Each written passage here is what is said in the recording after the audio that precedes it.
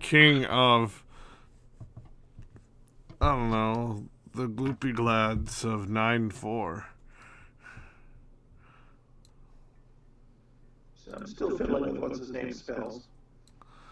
Ooh. Spells. Yeah, so far I got 13 out of 14 listed. There's a purist in our room. A purist.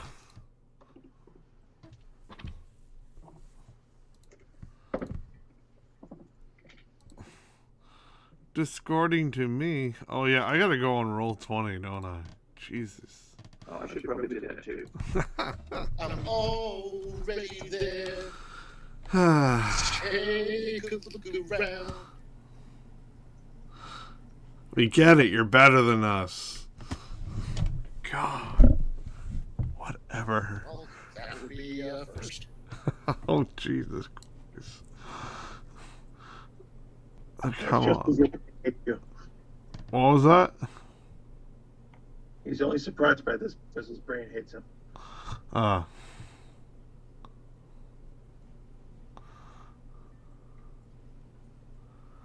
Let's see. Launch game. That's the button I need, right? Yeah. Okay. Hulk. The Jeff button? Yes, the Jeff Patone. Matt, you're always right. I'm always wrong. Hey, you just showed up on my screen. I did. I'm no longer an 1850s black guy. Part of a gang in New York. What happened? Did you get demoted? No, it's just no longer Wednesday. Oh. I need to find a picture of a dragonborn, actually.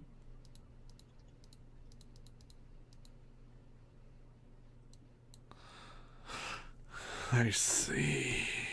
I opened my eyes and I saw.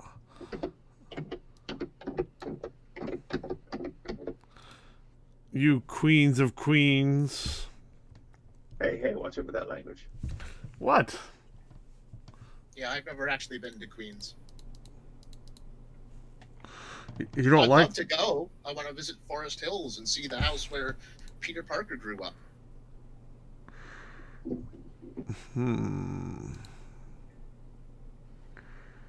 There we go. There we go.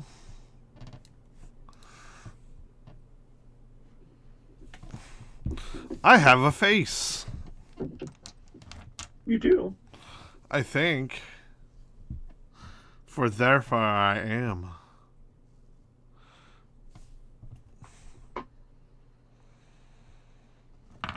I should move my mouse. The house where the mouse resides in the land of fairy tales and magic lies upon the broken swan. Here's a question. Because I have noise suppression turned on, is it cutting me off more? Noise suppression cuts, like, depending on, like, how high you're saying something, will cut whatever. It's all about, like, if I scream, like, really loud. Okay. But as I'm talking to you right this second, testing, 1, 2, 3, it's not cutting me out at all, is No. it? No. Okay. No. Senor Superman, now home. Well, can you give him this? I say you he did. Can you give him this flyer when he comes back? No. I say you he did. I spent all this morning trying to figure out how PlayStation ROMs work. Just makes me wish I had the disc again. But to buy a disc is expensive as all hell.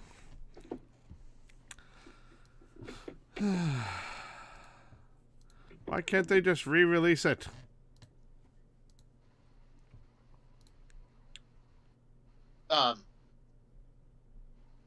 Isn't there like a PlayStation streaming service like you can do with Netflix? Like you can stream old school games? Um, I think so, but it's limited on just PlayStation games themselves. It's not a Square. It's not Square. It has to be Square that has to re-release the game. Yeah, okay, yeah, it has to be like a Sony exclusive kind of thing. Yeah. Otherwise, okay, all right, that makes Um, sense.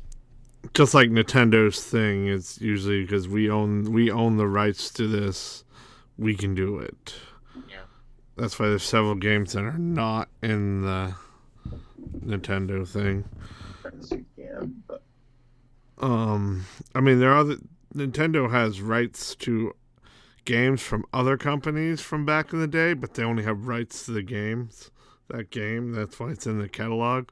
But other games that like whatever Konami made or whatever, they don't have those rights. You know what I mean? It's a very complicated web they weave. That's why you're not seeing Super Mario RPG, because technically the rights of Mario are owned by Nintendo, but Super Mario RPG is owned by Squaresoft. Or, Yeah, or Squeenix, as it is now known. and if Square Enix decides to release Super Mario RPG, then they would have to pay Nintendo royalties and vice versa. Distribution costs and stuff like that. It's the same deal with making a solo Hulk film and having to pay Universal. Oh God, yeah. It's dumb, but it is what it is. but I mean- not the Hulk with the rest of the Avengers. What's that? But not the Hulk with the rest of the Avengers. No. No. No, if the Hulk teams up with other characters in their movies, then he's fair game for Marvel Studios. But if he ever appears in another solo picture, under the current contract structure, Universal would be in charge of distribution and would therefore Right. skim their own portion of the profits. When the first two MCU movies came out, Marvel Studios was still a very untested property, so they released Iron Man as their own entity, but then, like a few weeks later, released the Incredible Hulk, distributed through Universal. Isn't Fantastic Four Sony? Fantastic Four was owned by Fox, as were the X-Men, but they have recently been brought back into the Disney Marvel fold by the merger with Fox. Spider-Man is a Sony property licensed to Sony, but because Sony wasn't really able to make a Spider-Man franchise stand on its own, and create a motion picture universe like Marvel had, they cut a deal with Marvel saying, okay, we'll share the character, but we get to make our own spider-related movies on the side. And Marvel's like, cool, let's do this. And that's when they fired my beloved Andrew Garfield and hired my beloved Tom Holland.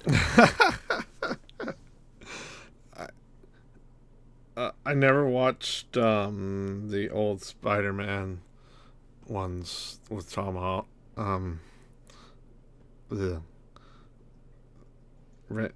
Whatever, not that old ones, but The medium ones, the middle ones. yeah, the middle ones. Yeah, the old ones had Tobey Maguire. The Tobey middle ones Maguire were ones. the Amazing Spider-Man movies, and that was Andrew Garfield. Yeah. The first one was really good.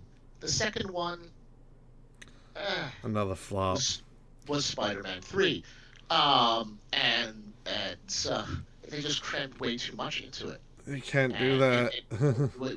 They were too busy trying to launch franchises to spin shit off, and not busy enough making the movie stand on its own 2 feet. As a result, it didn't. It didn't make enough money for them to invest, but silver lining, that did result um, in Sony going, well, fuck this, let's work, let's talk. Yeah, back then, And Marvel was all over the place. yeah, well, Marvel was basically printing money. They still are. Um, well, I mean, it's slowed down a little bit right now because we're kind of between phases at the moment, and of course we lost Chadwick. Um, Mm-hmm. Man, fuck cancer. Yeah. Fuck cancer. I got to work today, and one of my clients' parents, whom I love dearly, we've talked many times over the years as we've worked with her son, and she's been fighting cancer. She and I actually kind of um, had kind of a solidarity moment when I was going through my surgeries and my chemo and stuff like that, Mm-hmm. and we kind of bonded over that. I got to work today, and someone handed me a sympathy card Oh. for me to sign because she passed. Oh And, no. just like fuck this year, fuck that fucking monster with a C word. Just honestly. Anyway.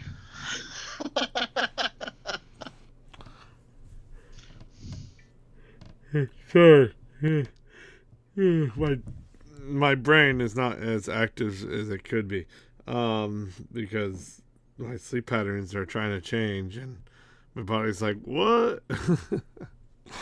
So apologies if I'm like, so, yeah, new jobs, new sleep patterns. Got to wake up 3 in the morning to go to work at 4:45, and then I get out at 5. That's enough to eat, watch TV, and then end up going to bed. uh, you know. So I apologize for my brain being sleepy. It's all good. Oh yeah, you were. That's what I was about to do. You beat me to it. To what? I know the routine. Cool. Yeah, Mitchell's becoming a routine.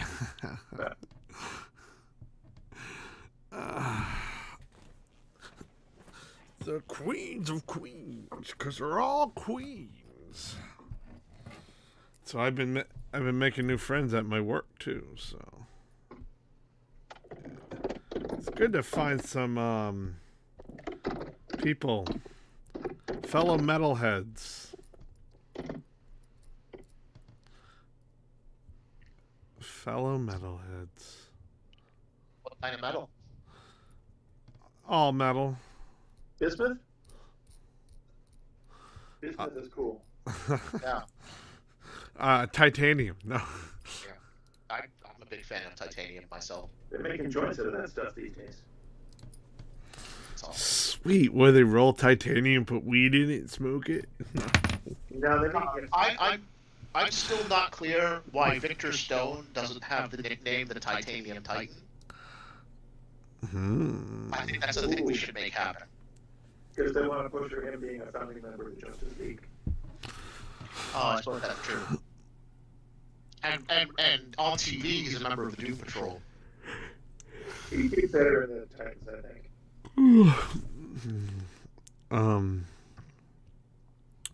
Well, titanium is flexible, really hard, and durable.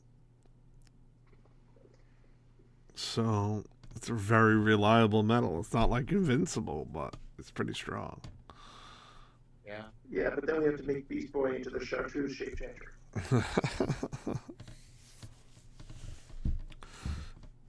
Well, I mean, technically, the sound is sh, but it's spelled with a ch, and he's already gone by the name Changeling, so he's the chartreuse changeling. Yeah. That's my niche.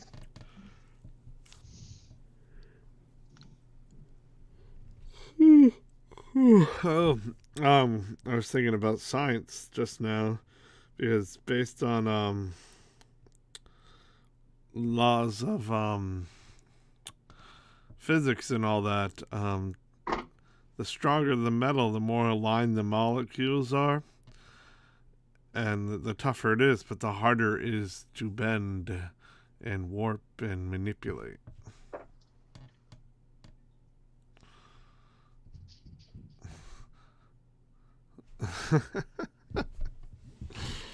That's my random science of the day. Nice. And those fiction metals that people keep talking about, I'm like, kind of impossible. Not unobtainium. Unobtainium. Jesus. Yeah, That's what unobtainium is not that's what impossible. It's somebody just is. impossible to get. Well, it's in the name. Which unobtainium are we talking about here? Are we talking Right. about the unobtainium that powered the drill in the movie The Core, or the unobtainium from Pandora in the James Cameron Avatar movie? I never saw that one, so I have to go with the core. Oh, okay. I like The Core better anyway. I'm still traumatized by all those crowd scenes during the disaster phase of the movie. Oh, with the birds flying. Yeah. And all the people how close without masks. It was scary.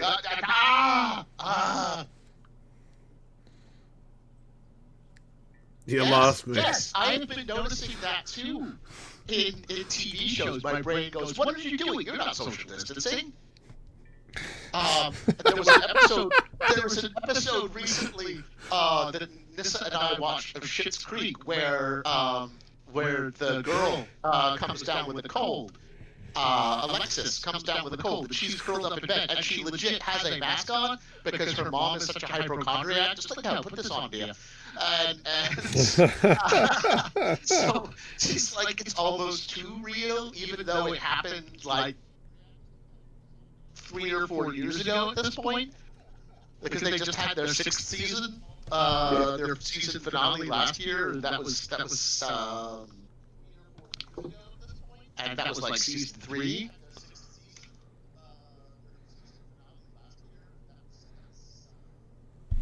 Huh. I mean, masks is the normal. I realize how many people I've met with mask on, and when they take off their mask just for a bit to eat and all that, because we got to eat lunch and all that, I'm like, all right, I didn't recognize who they were. Yeah. I have noticed that my scopophobia isn't as bad when I'm dealing with people who are wearing masks. Like, I have trouble making eye contact, but it's not as bad if they've got a mask on. I think maybe because their face is less busy. There's less going on. I think it's because you have a secret fear that they'll eat you. That may be so. I can't watch their eyes because I have to watch their mouth in case they lunge at me. It's like being afraid I of... know, James. I think you've cracked it. What is, everyone a zombie? Yes, everyone is a clicker. A clicker? Yeah, The Last of Us. Oh, there's so many different versions of zombies. And Left 4 Dead, there's fuck my brain. Don't fuck my brain, but Fuck your brain. I don't know. I'm not a sapiosexual, but I'll call around. like bloaters and screamers and Blood and tanks and walkers. and on with different zombie types and all that. I mean, In iZombie, they refer to feral zombies as Romeros. Romeros. Ah, haha. Yeah. I get it. That's interesting. Well done. Well done reference. Yeah. If they don't eat brains often enough, they lose their humanity. And if they lose their humanity permanently, then they are just this ravenous undead creature, and that's a Romero. That's like in Vampire the Masquerade. If they don't drink enough blood constantly, eventually they just go crazy. They go on the feral because they're hungry. I see. It's sort of the same. It's a bit different. If they run out of blood, then they torpor and go unconscious. I don't know if Mitch is coming. He hasn't read messages from me or the chat since last week. Always up in my eye. I remember the old days when we had phone numbers for people. I don't have Mitch's phone number. I have Mitch's. No, you could call him through Messenger. I can. I don't have any of your phone numbers. You don't have my phone number? You have my phone number. Right, from the old days. It's still my phone number. My phone number hasn't changed since, I don't know, 11 years ago. Yeah. Mitch hasn't looked at messages in the main chat since Sunday. He didn't even see the message that I posted. Hey, use this version of Avariels if you're going to be a winged elf. I haven't received a message from Mitch. I mean, I don't have. I have never got Mitch's phone number once. Call through Facebook Messenger. His phone might ring. Ring a ding ding. Let's see. Just easier if I go here. Here. Let's. Mitchell. The heat is on. I've done this before.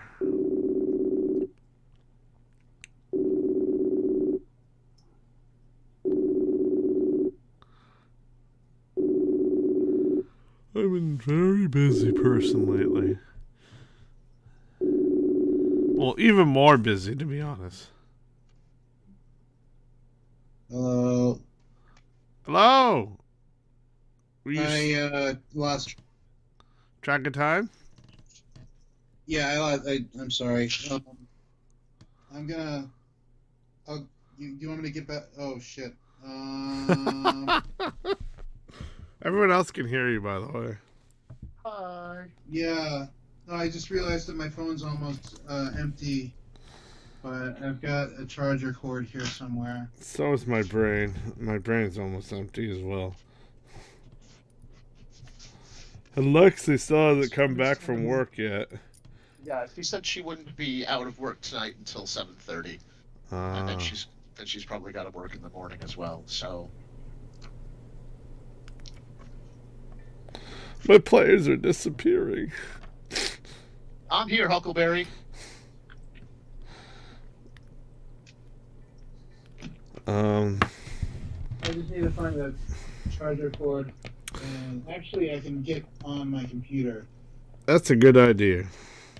Maybe I convince some of my coworkers to play D&D. All right. I just took my head out of VR. That's what I've been doing. So sorry, I forgot. VR, wow. Yeah. Which one? PSVR. I was playing Skyrim. Oh, Skyrim. Nice. Yeah. That game still hasn't dropped in price. It's like Grand Theft Auto. It'll stay $30. Well, $40. Yeah. Oh man, I'm all sweaty. Ew. Ew. All right, I'm gonna switch over to my computer. Okie dokie, Smokey. All right, I'll see you later. Okie dokie. Good call on the calling. Have good ideas. Really? No. Oh.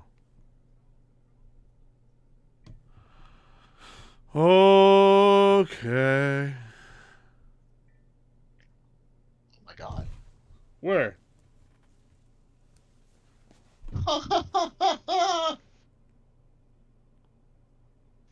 Nissa was saying that because quarantine has been happening, she hasn't been able to get nitrile gloves, like artificial rubber gloves for work.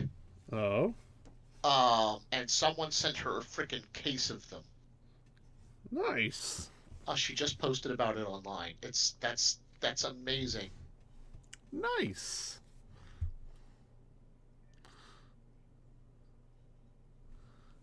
Smith, are you still alive? No. I lost Smith.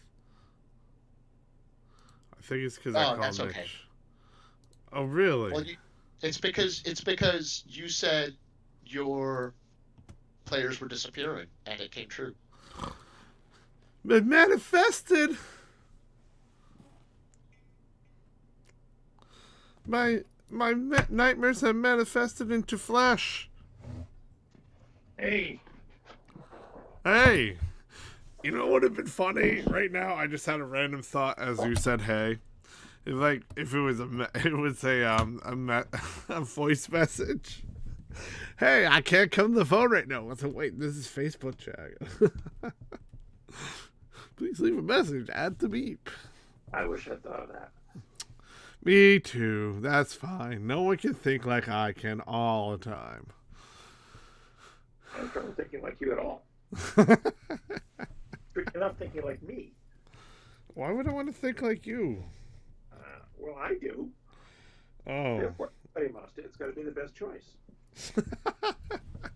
Clearly. All right, everyone stop thinking the way we're thinking and think like Smith. Well, I think like Matt, but it's too exhausting. Yeah. No joke. My brain doesn't rev that high. It's too many things going on in that mind. Yeah. Only about 20% of them are productive. Oh, God. Hold on. I've got to close some tabs. Yeah. Do what you gotta do. Sorry. No, I mean in my brain. Oh. I mean, that could be real life too. I mean, oh my God. I feel so less stressed though working at the new job. Yeah. I'm tired, but I'm not as stressed. And I'd rather be tired than stressed. It's a simple job. You do what they tell you and it's done, that's about it. Nothing, well, it can be complicated, but it's still just, you don't have to deal with the random factor of people, and when the shift is done, the shift is done. You can just be like, all right, finish up and done. Bye. Not like, oh, you gotta stay a little while, because what's his name is not here. Nope. Doesn't matter. Nice. If a machine's broken down or there's an issue with machine, just sit back and do nothing for a while. I've literally done more for less. Well, it's about time you got paid what you were worth, buddy. I guess so.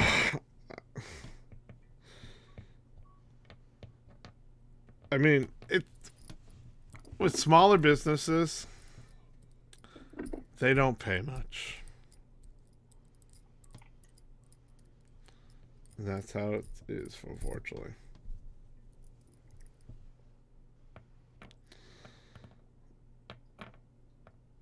And I work for a pretty small business. I still do. I work for about as part-time. I'm working there tomorrow. I'm here. You are? Hey, Mitch. You're a person? Mitchell. What in the name of your God is going on? It's a very Firefly. Oh boy. That's my new thing. I'm gonna start changing like "Oh my God" to "Oh your God." Oh your God. There's a moment in Firefly where a character has the shepherd at gunpoint, and he says, "Shepherd, if you don't shut your mouth, I swear to your God, I will shoot you where you stand." Hey, Mitch, we're getting a lot of feedback from our voices. Oh boy, hold on. It's not that I don't like hearing my own voice. It's just, I don't Is that think any everyone. better? Yeah, that's better. I don't think everyone wants to hear my voice. That was just from Again. my volume went a little too loud. There you go. It's understandable. It happens. Technicalities are very intricate.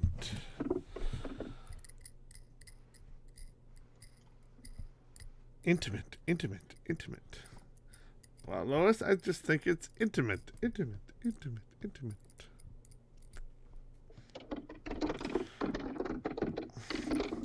So my little doggy got a little doggy, and he went bark, bark, bark.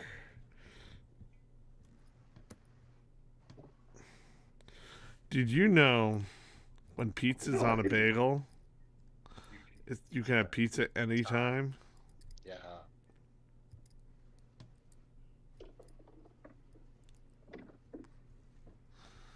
Pizza in the morning. Pizza in the evening. Pizza in the supper time. When pizza's on a bagel, you can eat pizza anytime. Why is that amusing to me? Why is that amusing to me?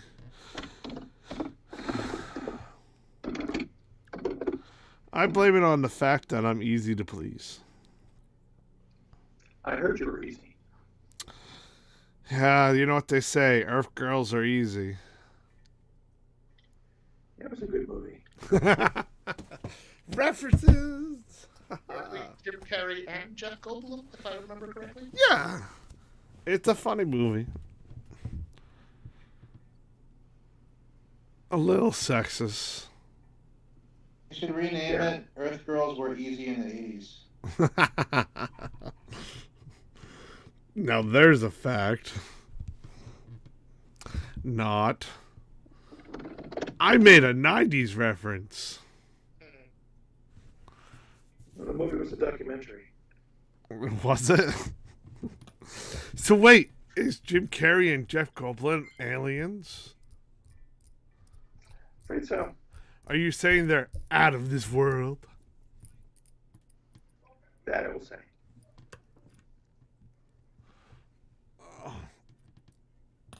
Oh, my neck. Me neck. Oh, you know what? I hate stressful dreams. I had one last night. I was like, wait, I just wake up like, why am I stressed out? Oh, the dream was just stressful. Jeez. It's like your brain is demanding things while you're sleeping, and you're like, you wake up while your heart's racing and everything. It's like, wait, I don't have to deal with any of that stressfulness. What are you... Brain, shut up. The things that I've noticed since I started taking citalopram for my anxiety is that my dreams are much more vivid and easier for me to remember. Really?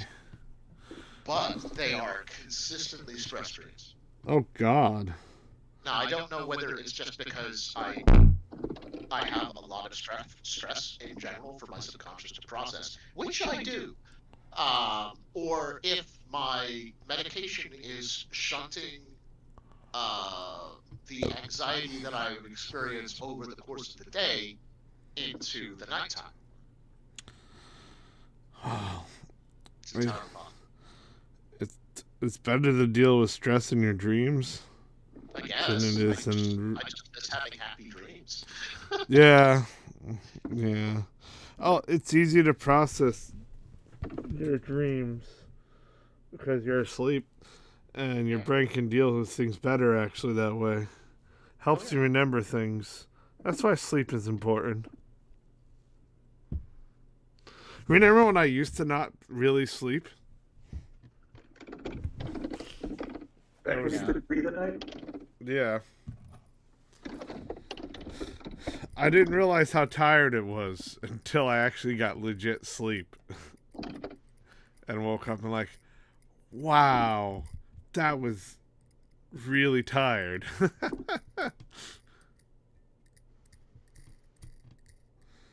Like, not even trying to be up to that point of tired. It's like, I hate this feeling. This sucks. I just got used to it. It's like, everything sucks.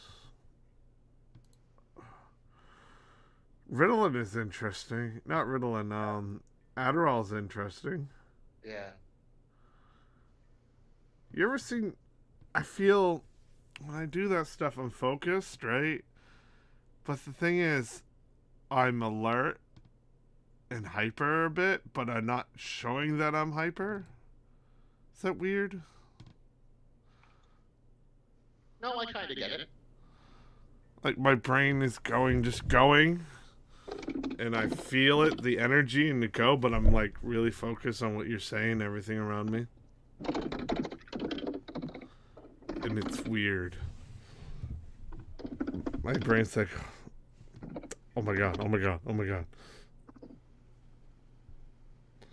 Like, I don't ignore anything. I was like, yep, that thing over there said something, and Smith is still talking to me. He said this and that and that, and there are people over there still talking, and I can understand what they're saying at the same time. I'm focused, like a laser. What was that? Things. I didn't quite catch you, Smith. You're focused on a bunch of different things now. Yeah, pretty much. It's not the traditional definition of laser focus. But I can understand, and I don't forget anything that you told me. Which is pretty handy for someone with ADD.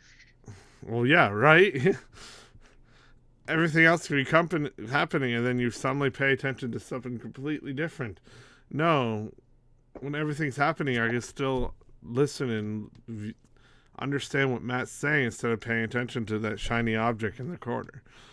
What? Where? I noticed less people's jewelry and all that, because that's one thing I focus on. Like, when someone's talking to me, suddenly like, oh, that's pretty. I swear I'm not looking at your boobs. You got a necklace on. What can I say? Admit it, you were looking at my boobs. When people wear shiny objects, I just stare at them. Yeah, I've been there. Your people did not evolve around hypnotists. What was that? Your people did not evolve around hypnotists. They didn't? Always swinging shiny objects in front of your face. You were growing sleepy.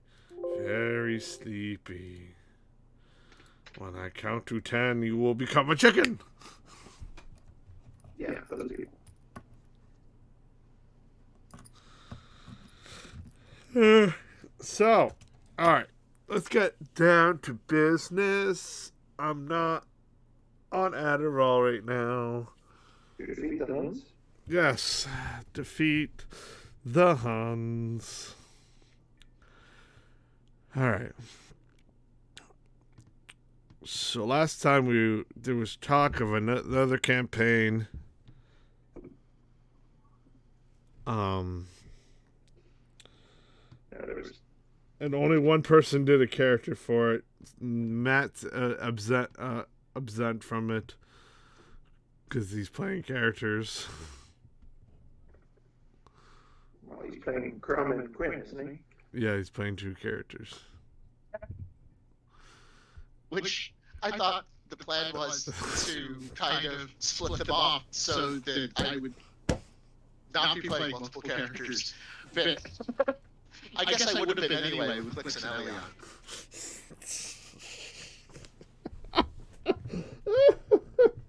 It just worked out like that. Every time we try to make sure I'm not like bogarting the mic, it happens anyway. Yay! It's fine. It's perfectly fine. I mean, it just happens. Yeah. Genius stroke. When you mentioned to do that, and my brain instantly went to this moment. I'm like, idea, ding, light bulb. Lightning. What if we made a side quest? No, I mean, it's a brilliant idea. I love the idea of playing this out. Giving Crumb the chance to explore his the freedom tenets of the Oath of the Eagle, and Quinn getting to stage a revolution in a dark cave, even if it's not the right dark cave.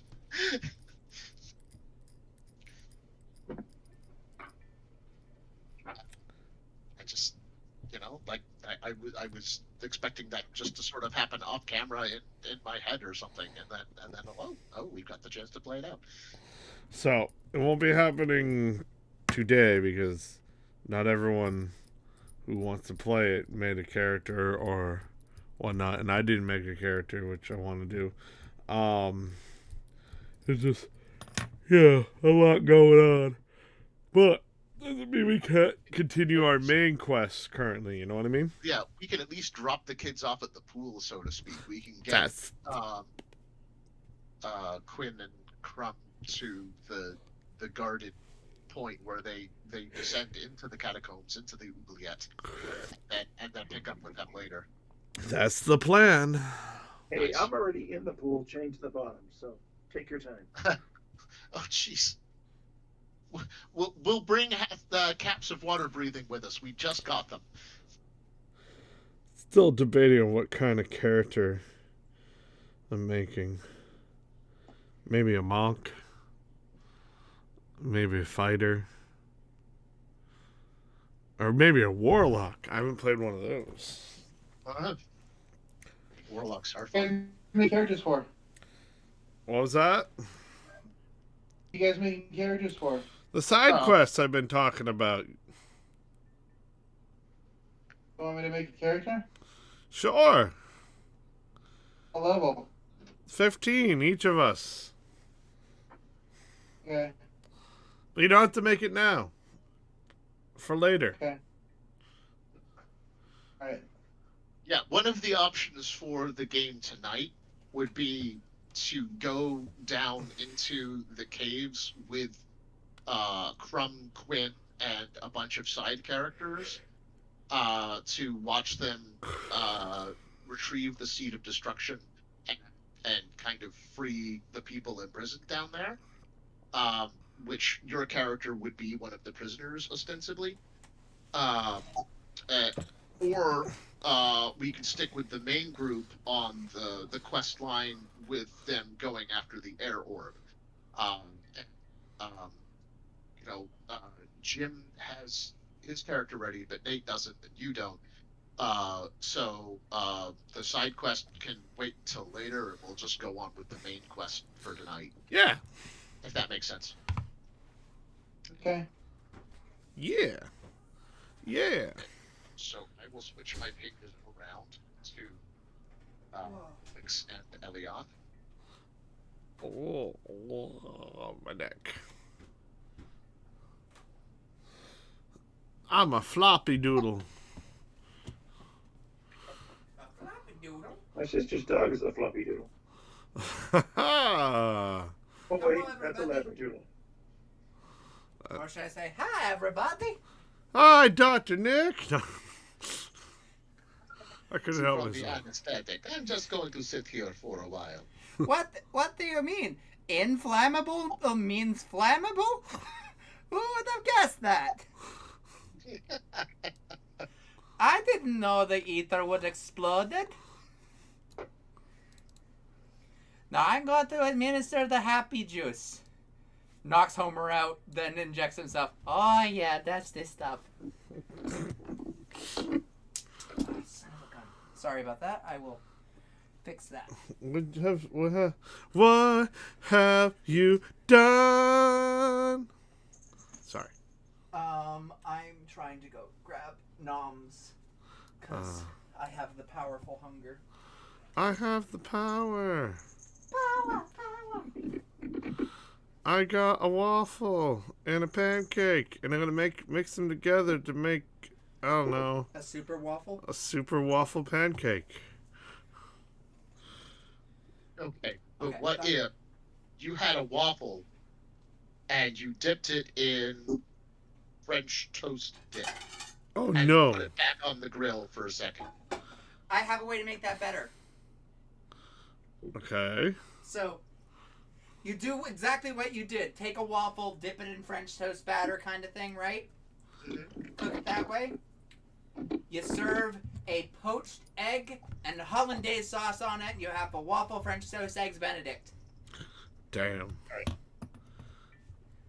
And make it a sandwich, so it's a waffle French toast eggs Benedict Monte Cristo. Oh! I think it's a grilled chicken. I concede to the champion. Thank you, dear. Your contribution was marvelous as well. Well then, I think the three of us make quite a creative cooking team. I still want to do a stupid little idea for a show at some point where we cook up 3 different types of things, and it's essentially a taste test thing of, does this condiment work and what does this condiment work on? Oh. And it's testing with a piece of a fried chicken kind of thing, a burger, and a fish sandwich. And it's just like, does mustard work? We know mustard works with a burger, but does it work with a chicken sandwich or a fish sandwich? I was thinking that. It's like you pulled it right out of my brain when you said that. Especially the mustard part. Oh, wait until you get to the tartar sauce episode. Hey, tartar sauce would work on a burger. Yes, but would it work on a chicken sandwich? That's a good question. Would it work on chicken sandwich? Oh, and I have one that's gonna hurt. The horseradish sauce. Oh. I told you it would hurt. I don't like horseradish. I mean, it's not terrible. All right, horseradish is not terrible. I just don't like it. It's not terrible. It's just not good. It's really not. Some people love it though. It's the one type of spicy I can't stand. Smith's is a horseradish fan. It's the one type of spice I can't handle. It's so weird. It is weird, but it definitely cleans your sinuses. My sinuses are clean enough, thank you. Usable as bitter herb for Passover. I'd rather pass it over, if you know what I mean. Whoa! Whoa! Jokes! Chili dogs. You making the joke. I'm making the joke. Alright, so last time on DBZ, we were in a room with a giant van that you basically did a Honey, We Shrunk the Kids moment. Tribute to Rick Moranis. Good movie. Good actor. Honey, would it be more... My throat locked up. Oh my god, it just like squeeze. It does that sometimes. When the muscles just contract, this my larynx. This is my larynx and my other larynx. And their pet lady. Uh, uh, well, I would say it's more Honey, I Shrunk the Parents. Honey, we shrunk ourselves. Yeah, something Yeah, like that. yeah. How did we shrunk ourselves? Yeah, that movie. I never really seen that one, but So it's Me Honey, neither. I I Shrunk only the saw the Kids, first Honey, two. I Blew Up the Baby, Honey, we shrunk ourselves. I never blew up the baby. I saw the end of it actually, which is weird. I was just flipping the channels on TV and then bam, there it was. Just the ending of Honey, I Blew Up the Baby. It was exactly what you'd expect from a sequel cash grab. It was terrible. I thought it was terrible.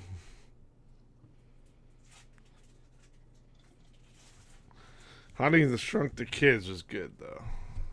Yeah. Ain't no denying that, hombre.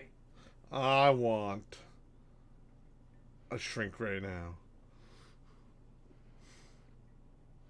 We've seen what happens with shrink rays. The microscopic adventure seems fun at first, but it gets bad. Yeah, you have to battle ants and everything. No, Or dust mites. or dust mites.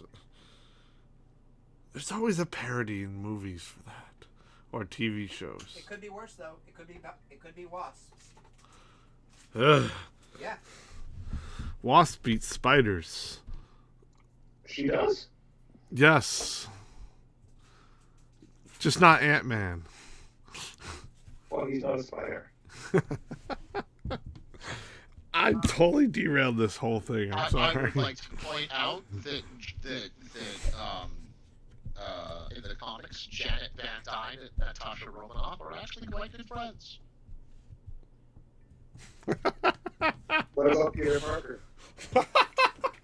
I mean, I guess Peter doesn't really usually move in her circles. She wasn't an Avenger at the same time that he was. Yeah, they tend to be Avengers at like different points. Yeah. Ooh. Avengers have a bug quota. They do. Yeah. Yeah. I just realized something. In the movie, the Captain America movie, that's the first time like really Ant-Man and Spider-Man really communicate with each other. It's too bad Wasp Woman wasn't there. Universe, yeah. Civil War was a good movie. Yeah. Oh, it was amazing. You don't really see those two cross. Sometimes, but not usually. I do think that there's a great Tumblr post about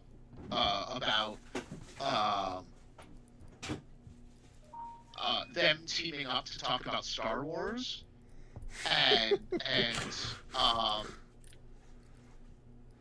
Scott using his enlarging technology to make the Lego Death Star The Lego Death Star. I love that. life size. I love that post, and I love that Tony's just like, "Hey guys, what the fuck?" To which someone said, "No way, Tony would make his have his guys fly around it and try and reenact the blowing up of the Death Star." Yeah, he totally did the trench run. Stay on target. Speaking of which, staying on target, should we? Yeah. So sorry. Yeah, no, it's okay. I joined in with it. Yeah, you did. My brain. Oh, be tired. Can still think. And we'll get off subject when tired pretty easily. So yeah, we've totally unshrunk the kids at this point. Out of the van was meeting up with our lovely our winged elven friend, whose name then evades me every time. Yeah, it's too bad I never named the character, so Really? gonna have to call him. What's his name? No, his name is Elion Oriel. I spent a lot of time on it. I'm sorry. That's a very long name, and I'm not good with names. So having a very It's a last name. having a very long name doesn't help me. Why do you think I renamed my character, like a nickname called Kit, so I wouldn't have to remember that long name that I came up with? Yeah. Kublai Khan, Robin Hood. Laughs in Colas. Well, it's a good thing my name was only 5 letters. So you remember who you were going at. Tim? No. Unexpected chip of flint. Percival? That's actually a pretty simple name. Yeah. But it took me a while to remember your character's name too, so Yes. I kept going like Smith's character. It's like, who, Percival? Yes, that one. Yes. It's all good, bud. This is the first time I've had 2 characters in your world. Yay! It's official. And one of them is designed to be on screen, one of them is on stage. I mean, I have all the characters, so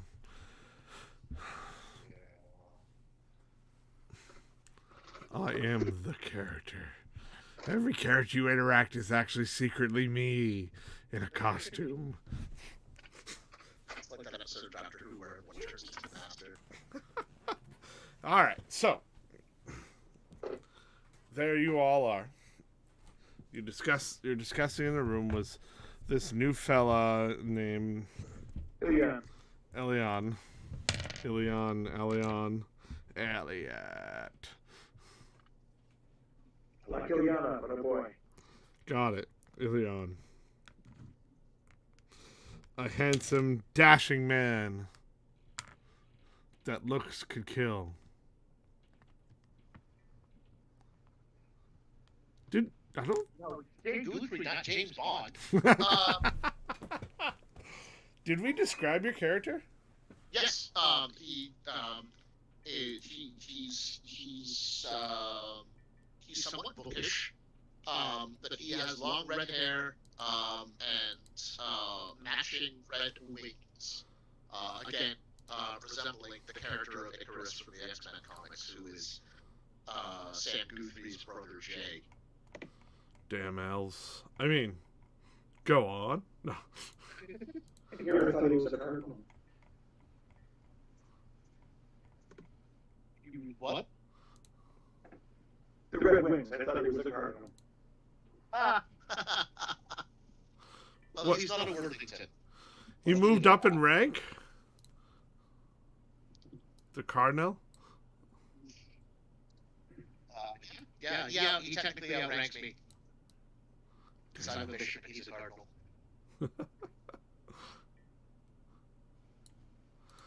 Gotta rely on all those cardinal directions. Alright, keep it in mind, folks. As of the very end of last session, Elion did cast House Without a Trace on the entire group. So any stealth checks we make for the next hour will be plus 10.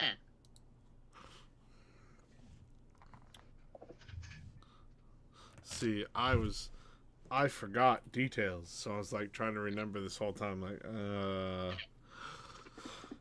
that's all I remember.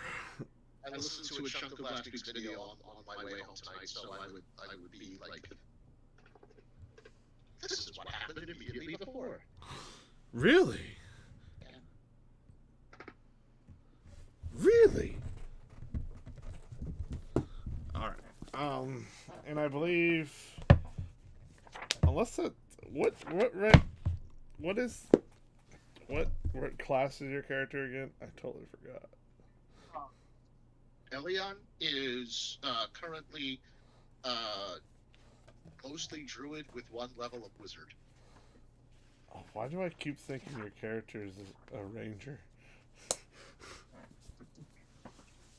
Druids and Rangers are easily confused. Yeah, they have a lot in common. They should date each other. I would, but I'm not a Druid or a Ranger, so. Oh, right. I'm a Druid on Tuesdays. Get a robe. We don't have a ranger. Well, maybe someone should play one. God. Whatever. Tuesday, I'm suddenly busy on Tuesdays from now on. Is Revive Ranger okay? Yeah.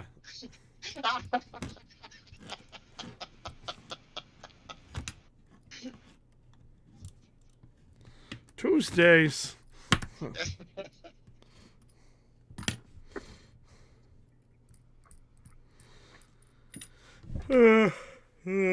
Excuse me. So, what's the plan, everybody? I need to know so I can describe how it's being done and the rules and the whatnot and the things. Plan is to, I think, based on our discussion from before, surreptitiously move through the city to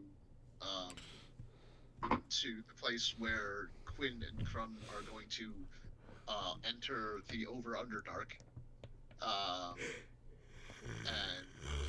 and then kind of spin off on their own adventure to be glimpsed later, and then go to the Ivory Tower to try and retrieve the Air Orb. How are you doing it? Besides going without trace. Because even without trace has limitations. No, it's true. You still have to roll. You just have to whatever results you get. How are you shrinking the van? Are you using the van in any way? Is there a soccer tournament that you need to go to?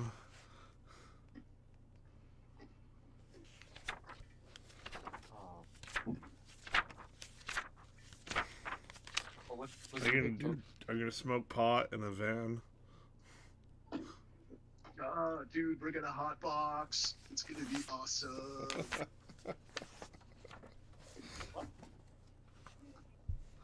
Do you know there's a soccer mom thing, by the way? Hold on for a second, guys. Nessa needs to talk to me. I'll be right back. Okay. 1 second. What about soccer moms? So some soccer moms would go to their van after dropping off their kids to soccer, and they would smoke in the van or do whatever drug of choice.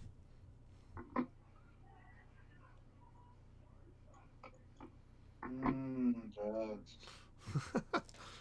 It's true. Confessions of a Soccer Mom is interesting. My kid's better than yours. Let's pass without a trace. Looking up the spell now.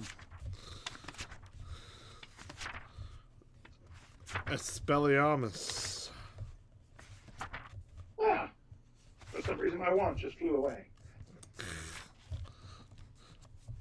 Don't use your Patronus yet.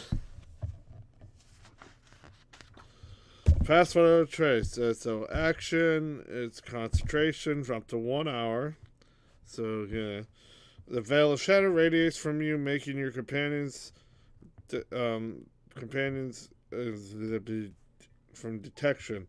For detection, each creature you choose within 30 feet, including you, has a +10 bonus dexterity / aka stealth checks if they can't and cannot be tracked by magical means.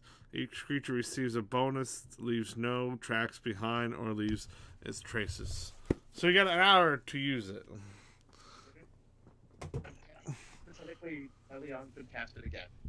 He's fairly high level as a druid, so he's got a lot of slots. Are they all from Hollywood? West Hollywood, but I don't see what that has to do with anything. Hollywood slots. Yeah, but West Hollywood is where the gay people live. Oh.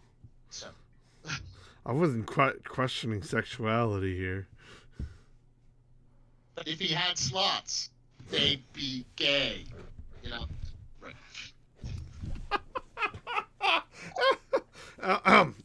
Yeah. Professionalism, that's what we're all about here. Whoop. Wait, that's the wrong face. Hold on. Whoop. That's better. Nah, no. All right. Here's what I want to happen. What do you want to happen? Some way for this other game, or like a if you can find a way for this to happen, it'd be great. But if you can't, I understand. Okay. Some sort of magical reproduction of Rick at like a younger age, or a long lost son. So. Sure. I mean, why not? Chip off the old brick. Yeah. Name Chip. Well, I mean, isn't Rick like a veteran type character as part of his backstory? Yes. So like he could hypothetically have fruit of his loom running around somewhere. It's totally possible. I mean, the whole point of the whole thing is that they're prisoners, and basically they're also slaves, so slave prisoners, who did something or just put there because of who they are or what they are. I know it's pretty racist, but that's how it is. The dwarfs are pretty racist It's a bad too. thing. That's why we're stopping it. Yes. And that's why they're down there. Either you've been trespassing, or you did something wrong, or you are judged by who you are. Either of those three. You could be a bad guy. And you're helping the good guys. You're helping the good guys escape. That's the fun about this, you know? Yeah. I'm going to be an angry sorcerer. Well enough, well enough. Who will be much more effective once you get those anti-magic shackles off. Yeah, they're all going to have anti-magic shackles, so no one can cast spells and all that. Oh. Yeah. And no one can just rip apart the chains because they're too strong. No, they're too... they're magical. Magical chains with anti-magical properties that make the user unable to wield magic. Too bad we don't have a magical lockpicking expert. Too bad. Yeah. That's why we got a rogue. We've got a magic rogue, nevertheless. Mm-hmm. With an invisible hand. With 3 kinds of magic. That sounds like like you're a product. It works 3 kinds of magic. Right. No, I mean, as an arcane trickster, she has wizard magic, and as a hexblade, she's got warlock magic, and as a bard, she's got bardic magic. So, I was thinking maybe I could make She's a magical girl, is what you're saying. yeah, and she could do that transformation sequence too. She has disguise self. So, what I'm looking forward for what are your actions so I can carry them out? Are you all just stealthing? You're shrinking the bus? Are people shrinking into the bus? The van? Shrink our stealthy people into the bus. Alright, go ahead.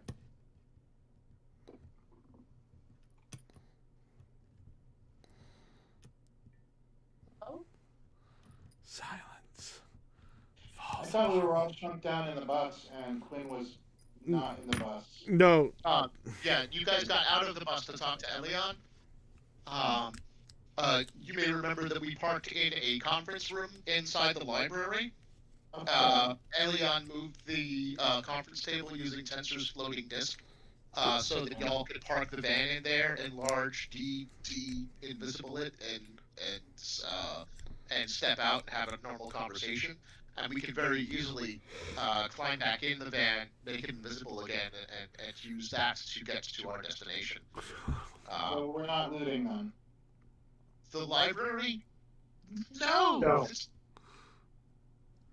Sacred texts, The sacred texts. I mean, history, and Just like the library. it's absolutely a place of learning, but knowledge should not be stolen. It should be earned. oh, and you think there's magic spells and things like that in this library? Hell no. They wouldn't just keep that around. Only certain privileged people would be able to have that. Yeah. It's more like their versions of Mordekainen's Tome of Foes and Volo's Guide to Monsters and stuff like that. It's like naturalist history and that sort of thing. Knowledge about plants. Well, I'm just, I don't know. I was thinking about is does this book have gem encrusted gold inlays? I mean, Oh, no. It's all leather bound books. Some of the illuminated texts are quite lovely. The art is ornate, but it's strictly strictly ornamental. You got non-fiction, fiction works too about a guy in a bobsled team, from a southern place. A biography of legendary Ariel musician L. Ronnie B. Good. Yeah. Yes. Ronnie be good. Yeah, he was the original owner of Clix's guitar. I've alluded to his existence before.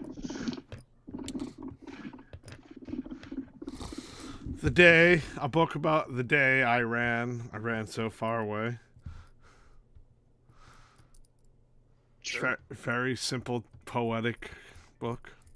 Yeah, this is in fact a treasure house, but it is not for you to get your grubby paws on. It is for study and contemplation. If you wish to peruse the stacks, you may do so, and I can absolutely guide you through our card catalog as need be. But you will not be shoving tomes in your sacks of holding and making off with them without proper process. You said sacks. At least get a library card and check it out properly. If I try to get a library card, they're going to throw me in the mines. Alright, that's fair. You can use mine. But Hey! back up over... What? There's an idea. If they throw two people in the mines, if If we throw what? if two people get captured and get thrown to the mines, they'll get there quicker. But with anti-magic shackles on them. Oh. Yes. Would Elion know about those? Yes. Yes. Well, all right. They would be in rather a disadvantageous position, as they would be, quite naturally stripped of any armaments or equipment that could be of use, and imprisoned within bonds that would sap their ability to access magics divine, arcane, or natural. So, yes, Yeah, we Right. can follow them in the invisible band to break them out. Oh, that would right. be. Yes, it would be far less counterintuitive, counterproductive, so to speak, if we were to simply provide them clandestine ingress rather than send them in the usual way. So the shackles that they put on you would make it so you can't headbutt people? I don't think so. What the? Just making sure. I think that. No, I mean, yes, unless your headbutt were magically enhanced with ki or some other inner mystical force, then that no, I believe that physical violence would still be possible, but your mobility would be limited. You would certainly be considered, shall we say, restrained. And they would take away your brick. I think Rick could pull it off if you guys want to send him in.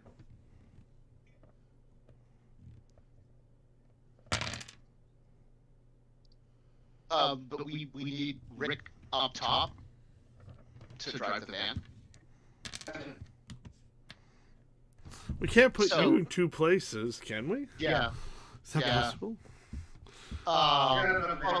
Someone could cast Simulacrum on Rick. We can have a fake Rick. It wouldn't be the same. A fake Rick? Would that be a Frick? Would he be Frick a Brick? Ah, frick. Jesus. Mother fricker. Yeah. Also, he can't be an Echo Knight because he's already taken the Battle Master archetype. He could hypothetically level into Trickster Cleric and gain the Duplicity invocation, but that's no. All right. Well, what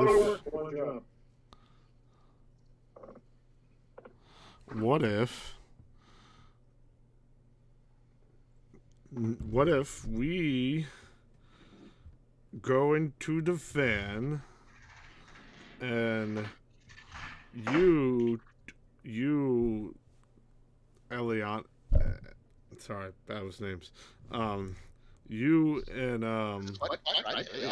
Elion and Quinn here go there because you're the best at stealthiness, and we follow.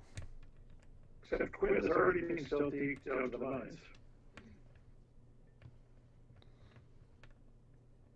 I think that was the suggestion. Yeah. No one's gone to the mines yet. Begging your pardon, Erica. The question that remains is how do we extricate this hulking armored gentleman Crumb? How do we extricate him from the ensmalled van in such a way that the guards do not see the process? It's probably better for him to be out and about at a regular size, although he doesn't appear particularly light on his feet.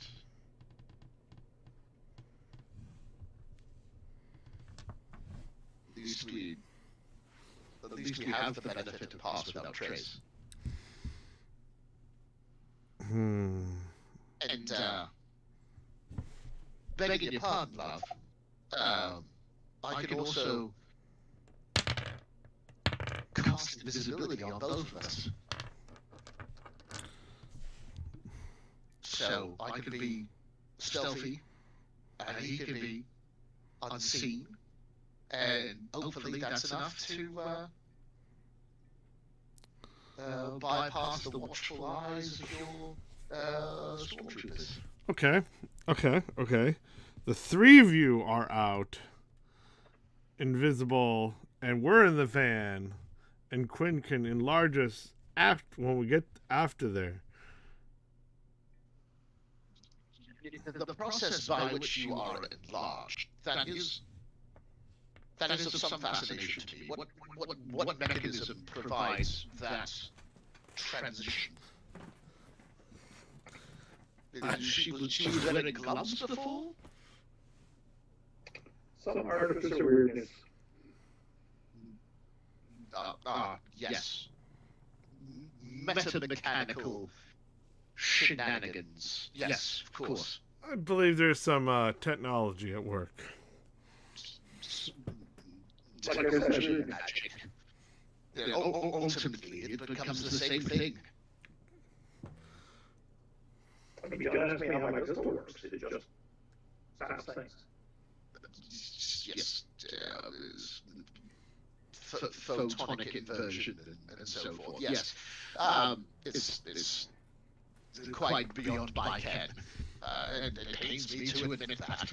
But I mean, if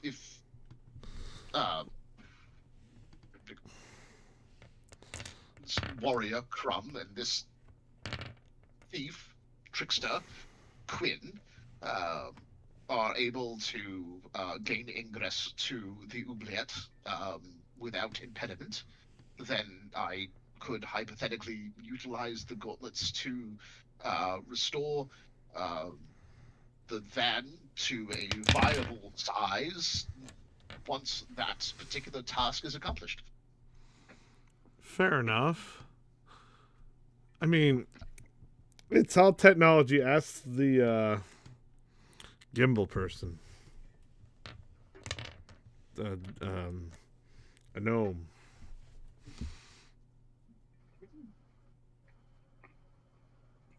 Is he still alive? What do you mean? I've read about him in historical text. I don't think he's that old. I believe this is the grandson of that one. Ah, right. A family name. Ah, understood. Yes, quite. Well, it's sure a bit confusing on, You're telling me. Thor's giving, and they're all sitting around the table together. And, Gimbal, would you please pass the gravy? Oh, thank you, Gimbal. But I'm certain they have ways of sorting that out. Junior, the third, the fourth. Oh, Mitch. Yeah. What if Rick's son is named Wally? Then he could be another brick in the wall. Boy. Even Mitch is like, oh. I had to make the Pink Floyd reference. I mean, teacher, leave them kids alone. Yes, Boy. indeed. It's actually a fair plan. You seem to know your way out. Of the library? Oh yes, I know this place like the back of my hand. I think that freckle is new. Anyway.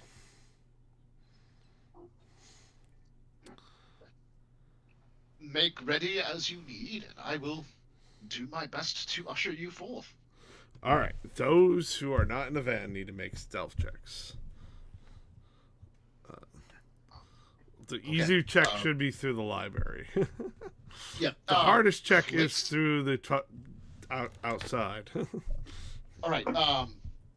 Quinn, last session, used the DOS loot to cast invisibility on herself. Mm-hmm. This time she is using one of her own spell slots at 3rd level so that she can cast invisibility on 2 people at once. And she will cast it on herself and Crumb. Good, that gives them advantage.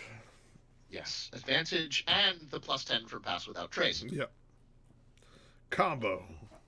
Yeah, cookie combo. Is invisibility a concentration spell? It is. So she wouldn't be able to cast another concentration spell while she's maintaining invisibility on both of them. So both characters are gonna have to be in 30 feet of the other characters. Yes.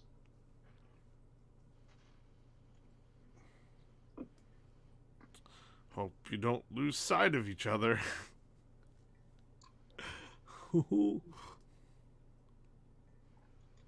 Got it? Because you're invisible. Right. That is a fair suggestion. Crumb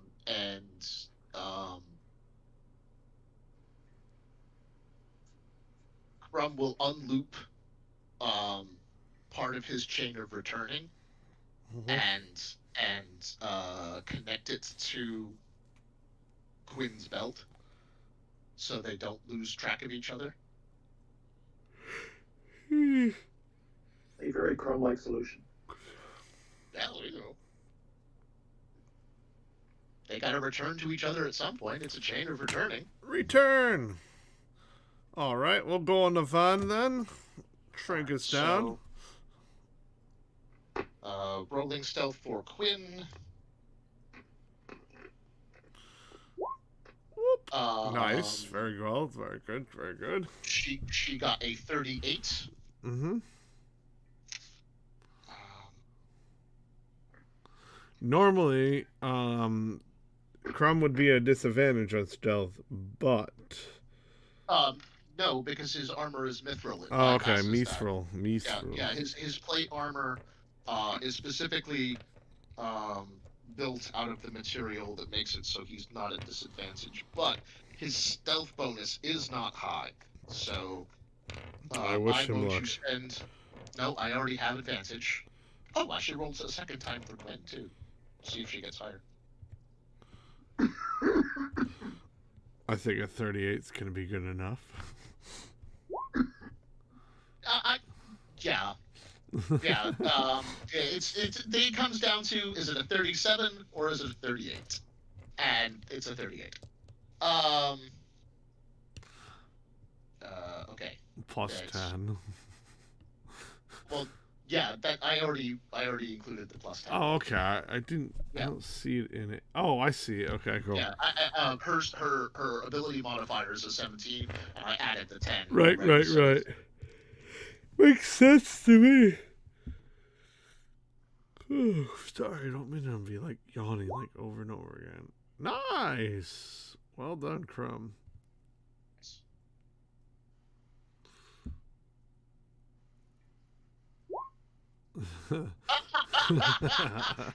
He had advantage then. Yeah, 25. 12. Wow, that would suck. Yeah, natural 1, not automatically a failure, but not great. That's a weapon attack. So, it's an ability check. It's not an attack or a saving throw. It's Ellie Walken. I'm just gonna call him Ellie. And Percy.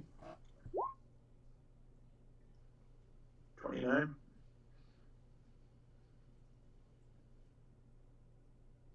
Hello? Yeah, I'm still here. Okay, Percy got a 29. I was wondering why you're rolling stealth. Because I'm not taking that. Yeah. If you're riding inside the van, you don't necessarily have to roll stealth, but you may want to assist Rick on his piloting check. Rick is not. I mean, Erica's definitely going to be in the van. Yeah. Stealth is a no bueno with her. She might have one more than Crumb, but that's about it. Yeah.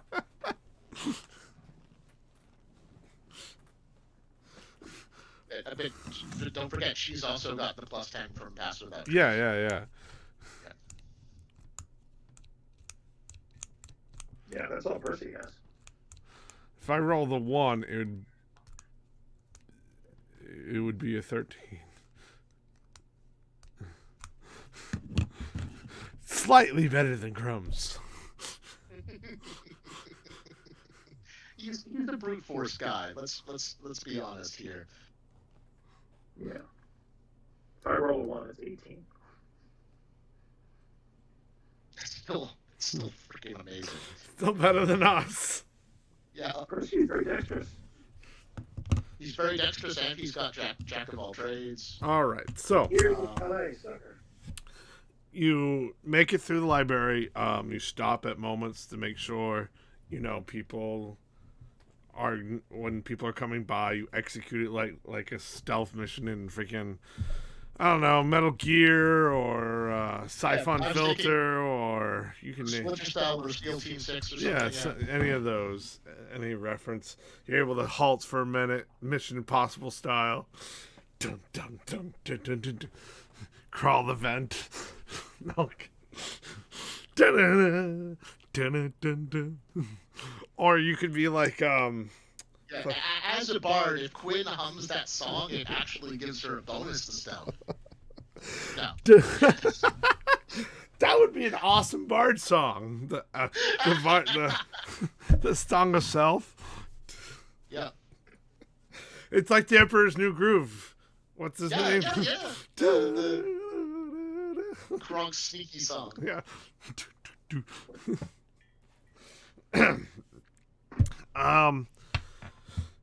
All right. What's his name? Rick. Yes. Make me a roll.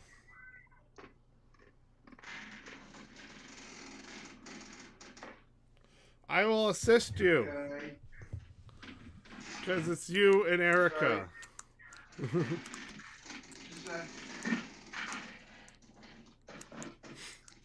Are you inside the treehouse hovering me?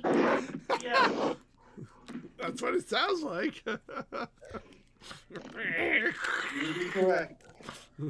Okay, here we go. One time I was hanging out with the Swiss Family Robinson when a typhoon hit the island. It was kind of like that.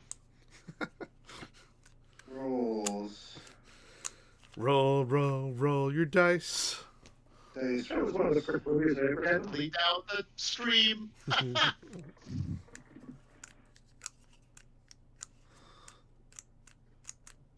What's the roll now? It's a pilot roll, sir. So Dex proficiency. Proficiency is what now? It should be like 6. Yeah. Yeah.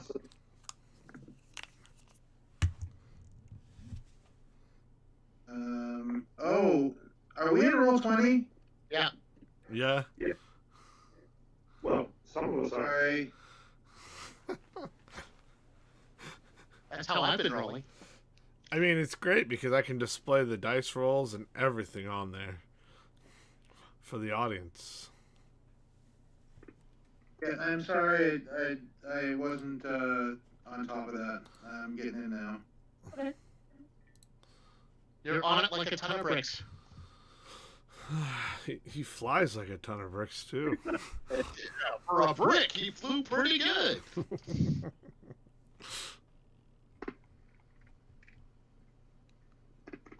I cast heat metal. Ow. That's one of my favorite. Dude, I just thought of something. Someone needs to throw like a metal ball bearing at an enemy, and I need to be able to heat metal it.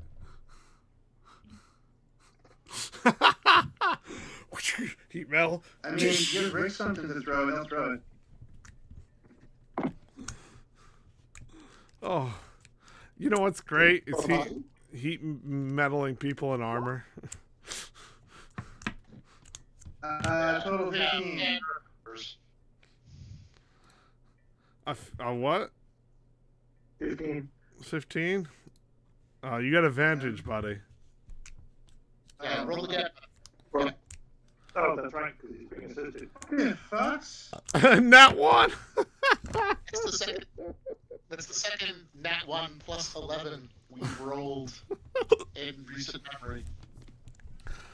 Wow. Anybody give me another one? No. Double advantage. You have 15. That's what you got. Yeah, 15 dude. All right. You were lucky. You're doing well. You're doing well. Better you think. You think you almost got squashed by someone when driving the van, but you merely moved out of the way. All right. You're like, oh shit! Invisible tiny van, go! Rick keeps his composure. Doesn't let on. You're lucky Erica was there to say, "Oh, look out for that!" Yeah, this Dracula, she almost got stepped on. He reassures Erica, telling her, calm down, it's fine, we're fine. Everybody's fine. That's what you say now. As you guys sneakily make your way through that. You just dodge people, left and right out of the library, stopping, mid-stopping, Crumb, Rick and Erica following you behind in a tiny invisible band that no one can see. Which is actually a problem in some aspects, because someone could crush it and be like, what happened? All we hear on our earworms is this tiny little Timmy scream. I stepped in shit again. Few people would step on you if you were flying, man. That's true. Yeah, they might swat you. Freaking bee. And then, well, it was good to go low and down, and you got to be careful if someone running into a person, or a person runs into you, because they can't see the little flying thing.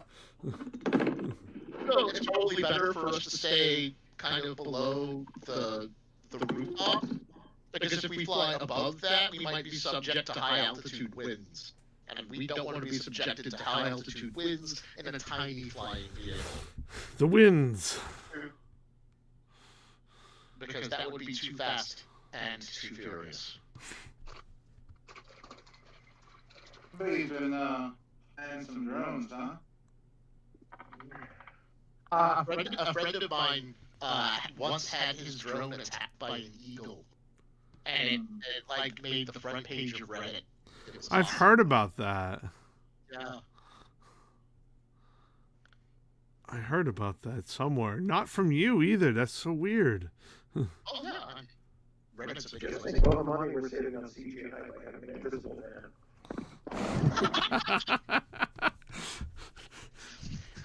And on Jessica Alba's wardrobe. And you managed to get the door right. Opening the door, making sure the timing, dodging between people, as Rick and Erica are flying between the door just in time. Now make me a new stealth check, because you're in a different area. Rick, give us a pilot check. You get advantage. 9. Nice. Pontius pilot. I do a barrel roll. That's better. Stealthy barrel roll.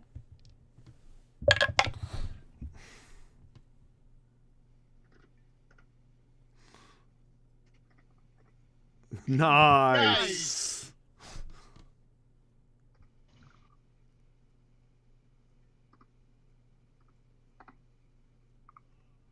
And it's almost maximum. Ooh. Ooh. And then there's this asshole. Ooh, that one is returning again. Quinn perceives that her chained partner, her chain gang member, is struggling a bit, and gives him a bardic inspiration.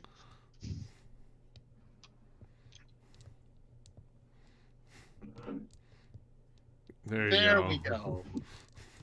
29. Give me a perception check. I'll check that off for her. Someone give me a perception check. Okay, I got it. let me flip to Quinn.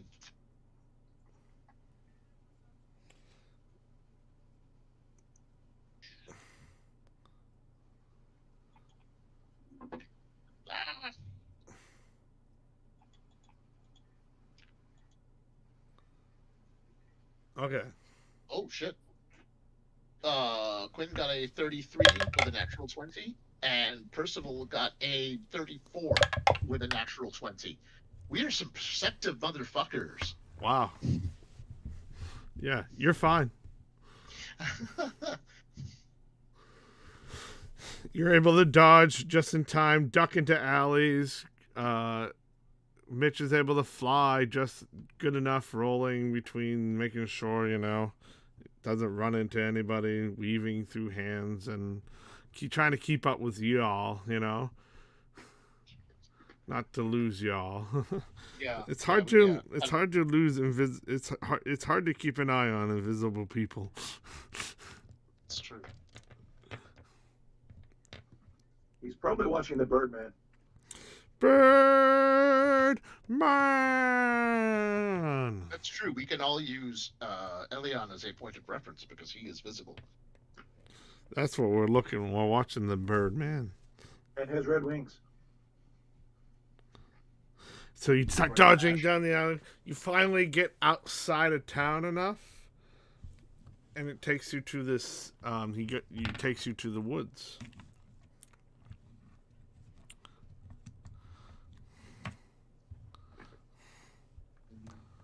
You're in the woods now. This dark and woods was with the trees over the canopy, kind of blocking out the sun a bit. You only get spots of sunlight coming through the trees. Down a path through these big trees and everything. Welcome to... I forgot my book. Where's my book? Jurassic Park.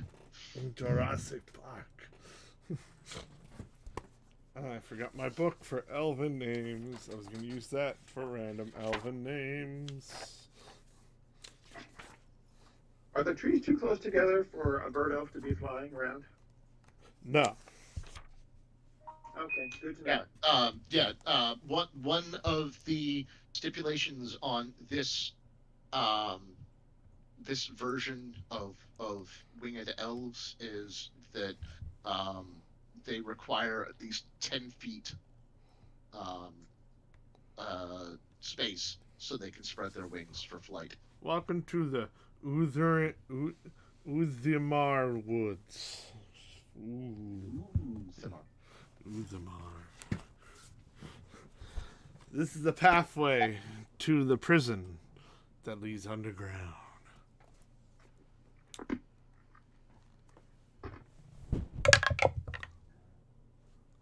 Alright. Someone make me a perception roll, please.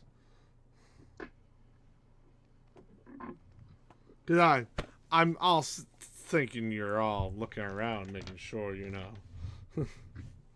Is a 32 good? Yeah, that's good.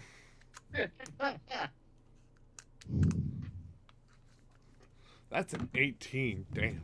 And that's a nat 20, damn. Earlier. Just these I got damn 18 total. Damn. Oh, no, wait. 23. Alright. Percival, you notice out of the corner of your eye, someone seems to be watching you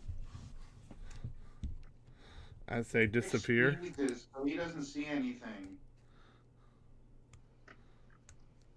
Someone watching over there. They ducked behind that tree. I just heard Smith say duck behind the tree.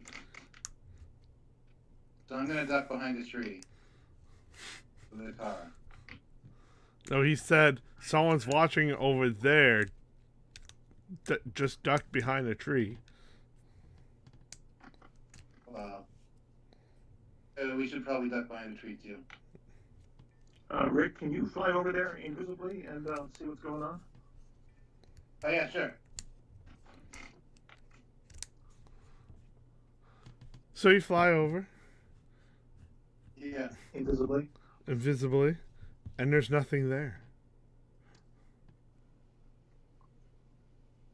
Do I have goggles of true seeing? Does anybody have goggles of true seeing? No. No. Just seeing in the dark. Sorry, love. I've got Devil's Sight. Best I can do. Devil's Sight and Superior Dark Vision. So if we were in pitch black cave, we'd be sitting pretty. Yes, but the rest of us couldn't appreciate your prettiness. Oh, you're a sweet talker. I know. I'm not even your type. Sorry, I was raised at court. These things happen. Fair enough. I've swindled plenty of courtiers. Can we have Percival just nuke the place? Where the person was hiding? I will sneak over to the tree that I saw them duck behind. Mm-hmm. Get out of the way.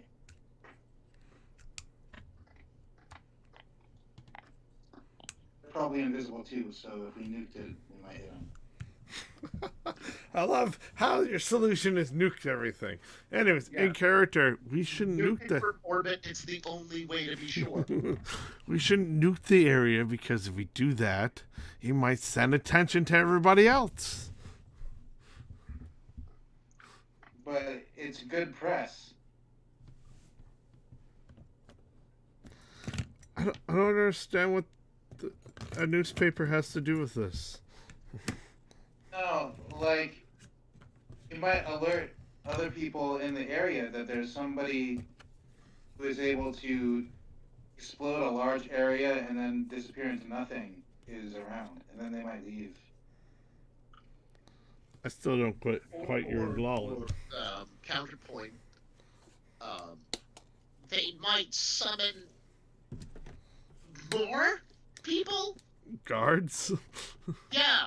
Backup, reinforcements, platoons.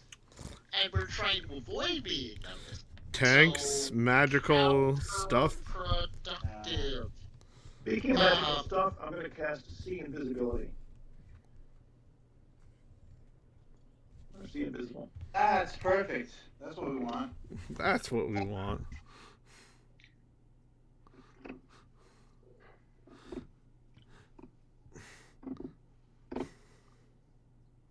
Here, look around. Aside from Crumb and Quinn, is there anybody hanging out invisibly? No. Oh. Well, I don't think that's a... You see Crumb picking his nose because he doesn't think anyone's looking? Oh! It's like, finally. I've been trying to get at that for a while. Orc nostrils. They're just brutal. Alright. Look up into the sky in case there's an invisible bird elf flying away.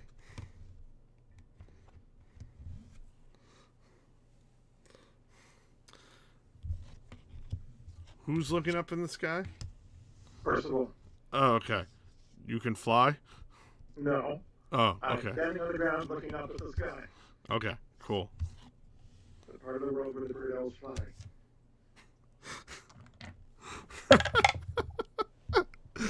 I like that reference.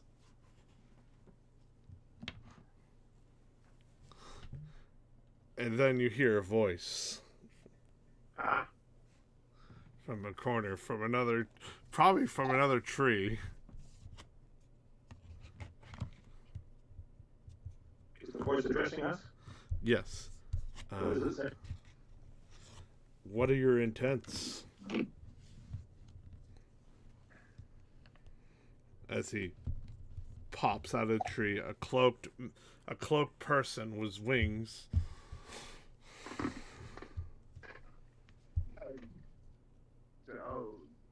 Begging your pardon, good sir. My intentions are research, sagacious. They are entirely scholastic or ecclesiastic, if you will. As a druid and a man of learning, I am come here to the woodlands in order to immerse myself Thoreau-esque in the studies of my craft. Does this person speak for you all? I mean, Is he dressed like a guard? No, he's a cloaked man. All of, Is it a nice cloak? No, it's black, so it's to blend in. all black. The van is gonna come in for a closer look and see if we can. I want to see if we can see anything on his belt or any details. So you're gonna like go under his hood and all that? No, I'm not gonna go under his hood. I just want to get a little bit closer and see check for Fly by. yeah. Give me a perception. Speak for all of who? I am quite certain I am the only one here.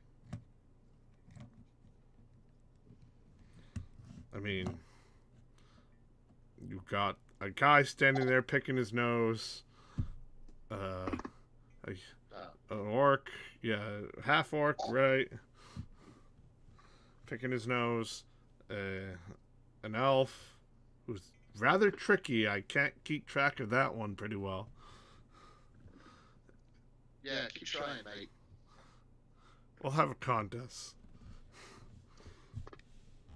Maybe for sportsmanship later.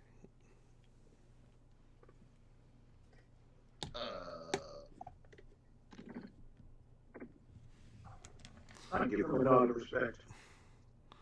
And a human, which seems to be a very high-tech pistol.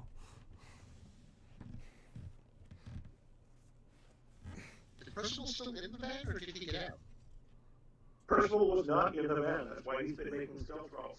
Yeah. Oh, I'm so sorry. I don't know how I missed that. My apologies, Jim. Yeah, I saw. All right. 10. Yeah, you can't get a good glimpse of him.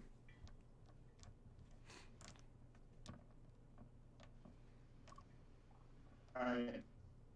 I'll take cover then. So your intentions are educational merely. Well, it is a matter of saving the island. Yes,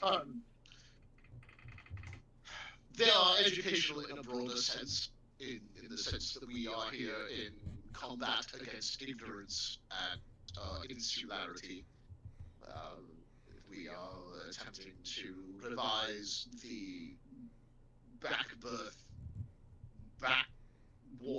backwards ways of this floating citadel. So I wasn't entirely being deceptive. But yes, it's not just studying. Then you're gonna need this. He throws a key. You throw that. Yeah, okay. The person in front of him. It wouldn't be Percival because you're near the tree. Okay. It'd either be the invisible Crumb or Quinn. All right. Quinn will attempt to catch it from the air. Only she was good at dexterity. Only if. Yeah. Do I need to make a roll? No. You're dexterous enough to just like snatch it. You can get that easily.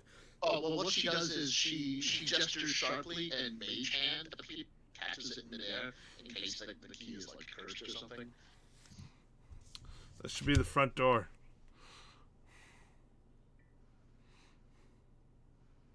One less lock you'll have to worry about. I wasn't over much worried, but yeah, we'll take that one off the list. Why are you doing this? Who are you? Do I know you? He undoes his cloak, and he's got this blackish, long, greenish hair. Very handsome, pale elf. No, you may not know me. Yeah, no, I would have remembered you. Name's Ethos. Huh.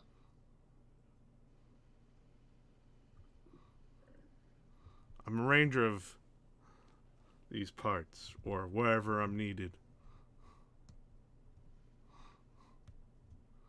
Glad to make your acquaintance, Ethos. I wish you good luck. Creation speed. Thank you. Yeah. Good on you, mate. Cheers. If you need my help, I'll be around.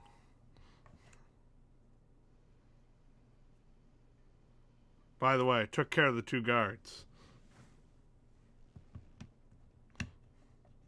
All right. Result. These woods are very heavily guarded, so they'll be awake in about in the hour. Understood. Thank you, Ethos. His wings sprout from behind his cape, and he just flies off upward.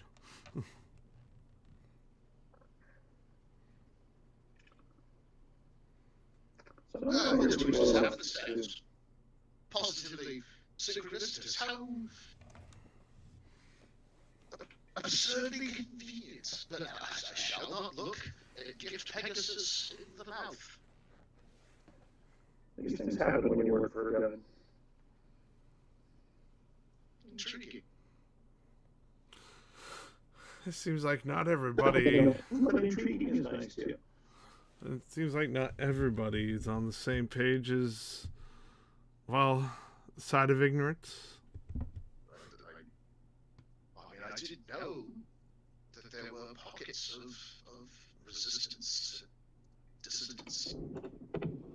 I did not know they would manifest so overtly. You might want to check the city folk. See if we can prime up a team of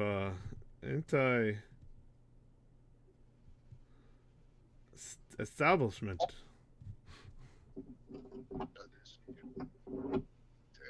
A bit of insurgency.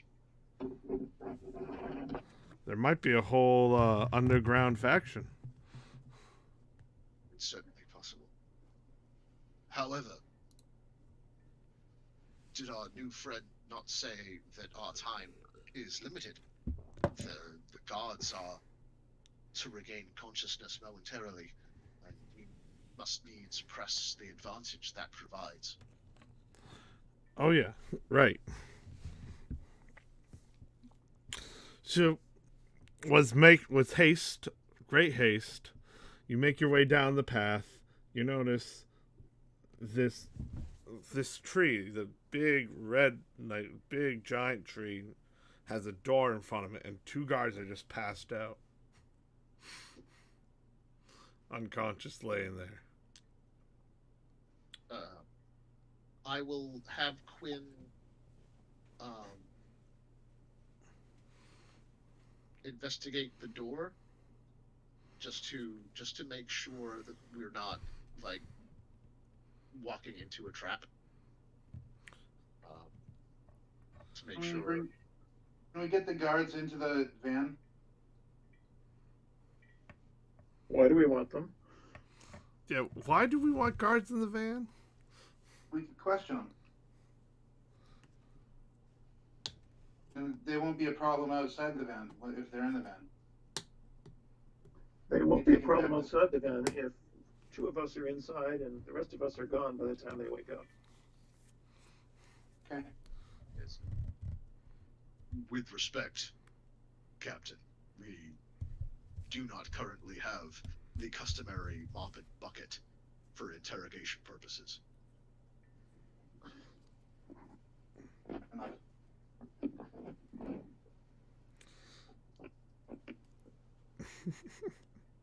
So you investigate the door. It is not trapped. Do I need to roll or anything? Nope.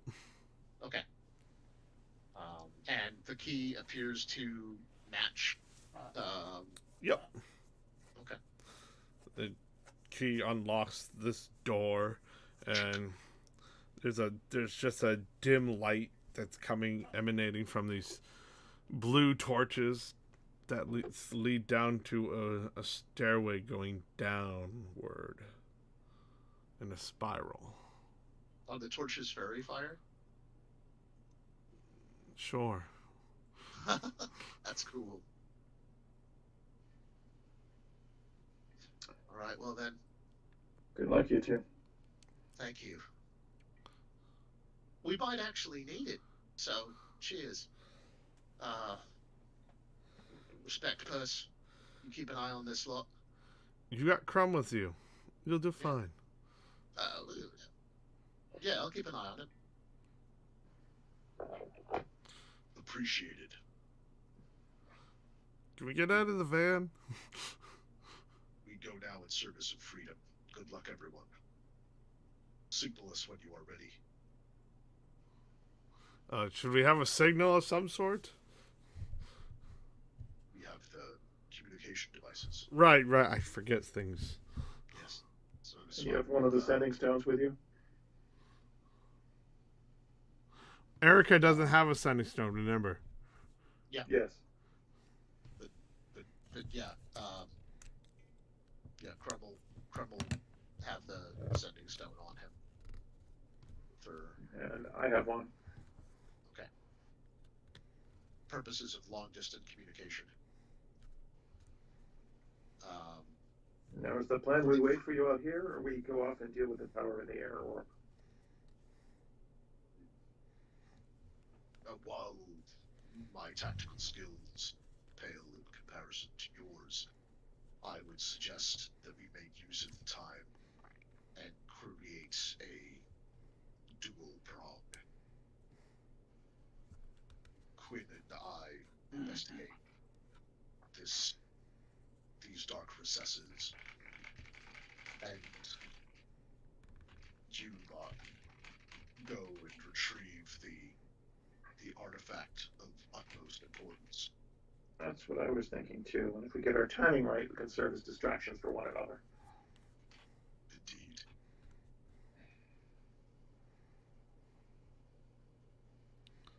For freedom, for life, for creation, for strength beyond all your arms. Let's go. Thank you.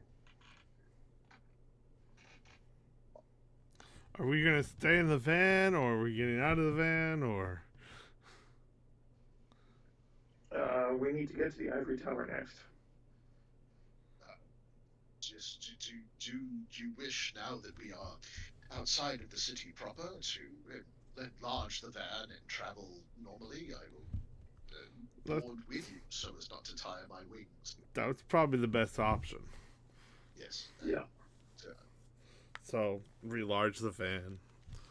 So I will show our new friend here how to enlarge the van while you're wearing the gloves. Oops. Like so? Such as this? Yes, alright. You have quite the deft touch.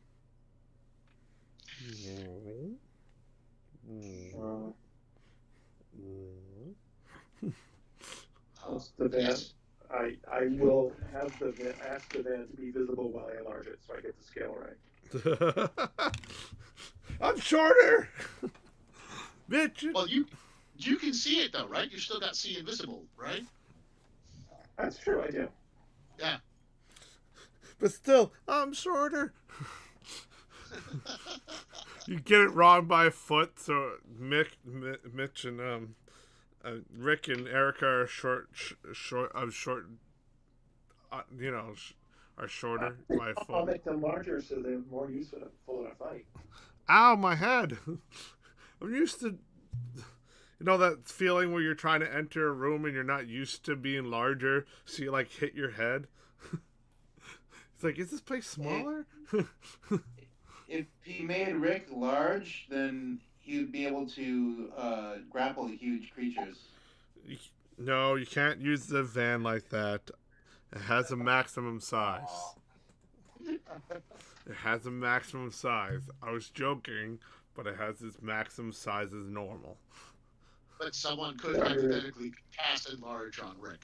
Yeah, I mean, yeah, totally. If you have the spell enlarge, go to town. You know?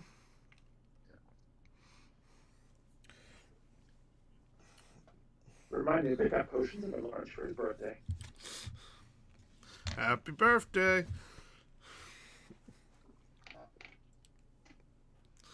Some pot of large. Fortunately, I know everybody's date of birth because of the day after we all died.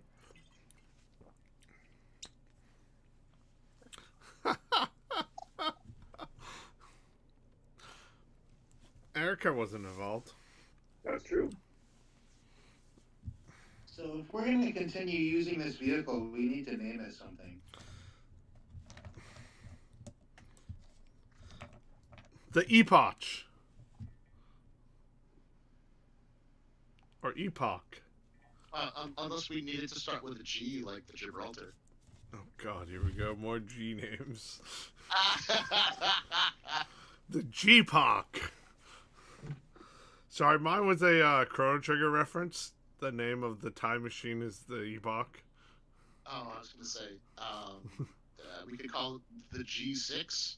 The Because G6. it's fly like a G6. Jesus Christ.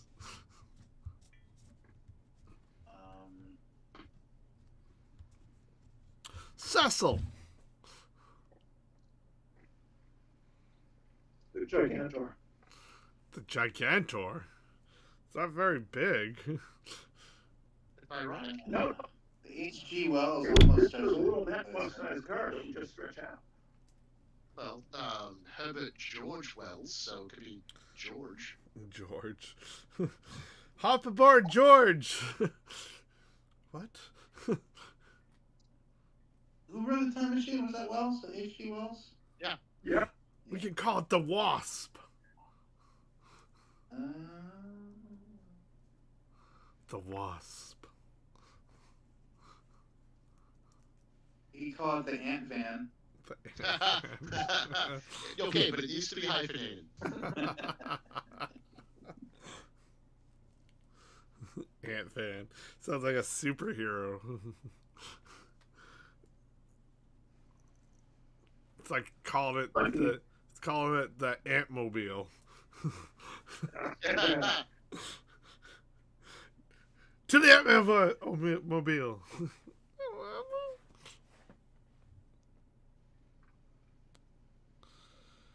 Or we could call it the Invisible Jet, like after Wonder Woman's.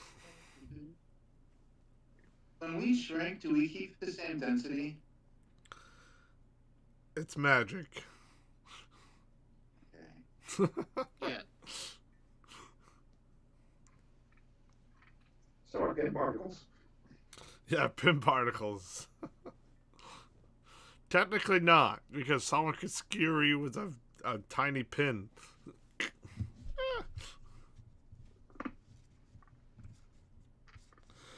Are you part? Sure. I'm sorry? They better not, unless we get insurance. Particle Man, Particle Man.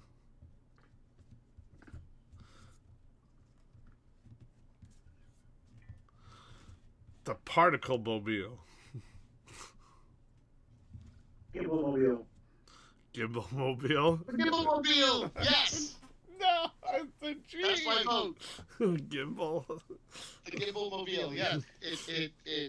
It's just what it says on the tin, and it satisfies my my pattern recognition.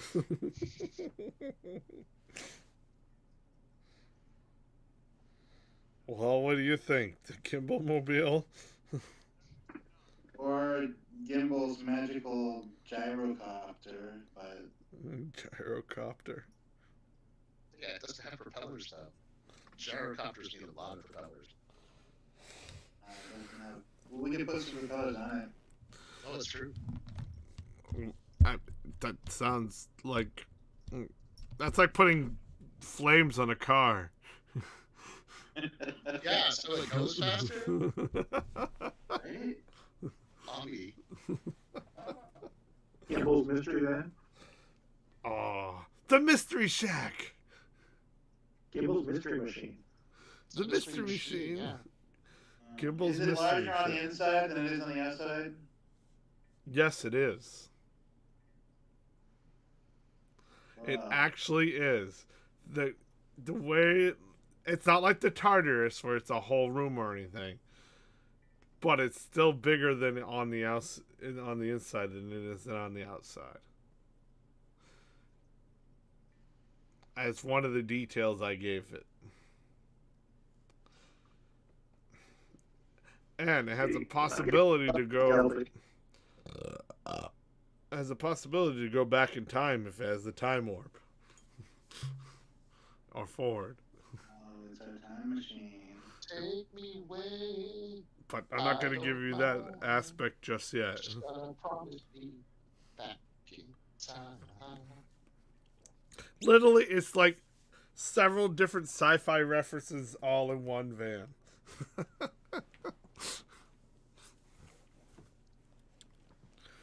And calling it Epoch would just add another sci-fi reference.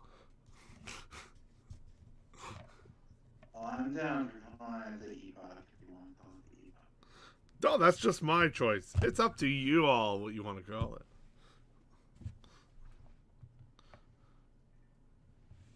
It's been a long time since I played Chrono Trigger. Yeah. The Wings of Time. It's been even longer for me. It's the Wings of Time, you can call it.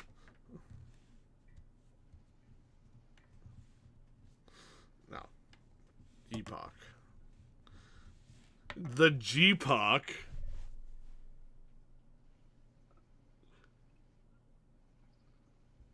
So what are we calling it? We could go to Boston and call it the G-Pack. G-Poch. I got some elven names here. Ale, Ari, Nim. Look at a G. Okay, G. Genal. There's not many G names in Elvish. I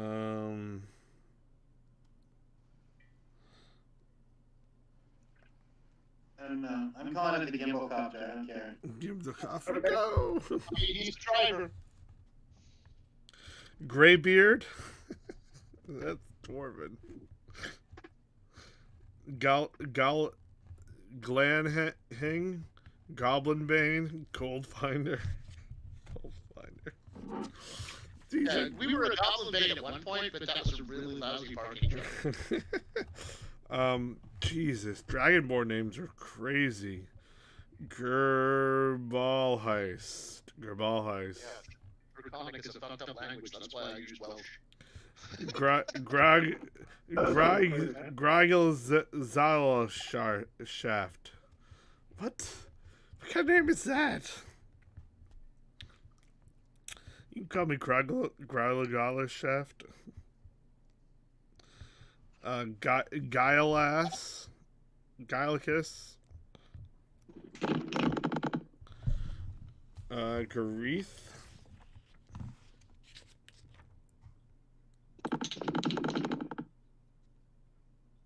What's that sound? Someone's typing. Gamelia. Grief, Gluttony, Glory. These are tiefling names. Yeah, I was going to say, those sound like virtue names. Horror, ignominy, lust, love.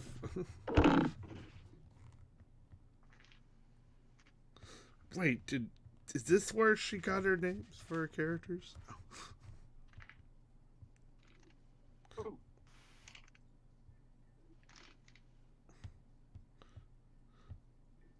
Actually, this is where I named my elven character under the male elven names. Lucian. Halfling, Gilbert.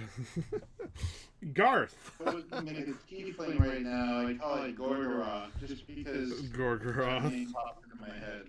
Gorgoroth. Well, I mean, that's a pretty good demonic name. Gora. I mean, devilish. It's got to be devilish, yeah. Gaki. That's a Although, half-orc name. hypothetically, there are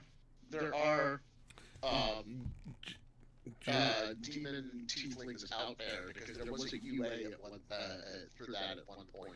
I mean, there's Gimbal. Is that a gnome game? Yeah, it's a gnome name. That's why I named. You named your gnome a gnome name, Yeah. so he wouldn't be a no-name gnome. Haha. Glitter Gem. Gimbal's last name, the Glitter Gem. Gimbal Glitter Gem? Yep. Gem. Gem? What? No! Gem. Gem. Glitter Gem. Gem. Glitter Gem. What's a gime? Gumman? Glahim? Glaric? Gary. Gary. Go, Gary!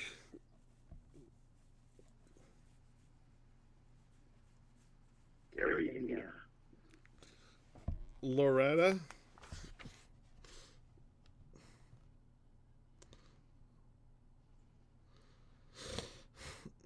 Glendale So Rick is calling it the gimbal copter, and nobody else is objecting. Yeah, I guess it's the Gimbal Copper. He's the captain. Driver picks the music. Shotgun shuts the skate hole. Same goes with the vehicle naming. All right. Gimbal Copper, go! Gimbal copter. All right, where are we going with the Gimbal Copper? Or we could call it the double GH. Is everybody aboard now?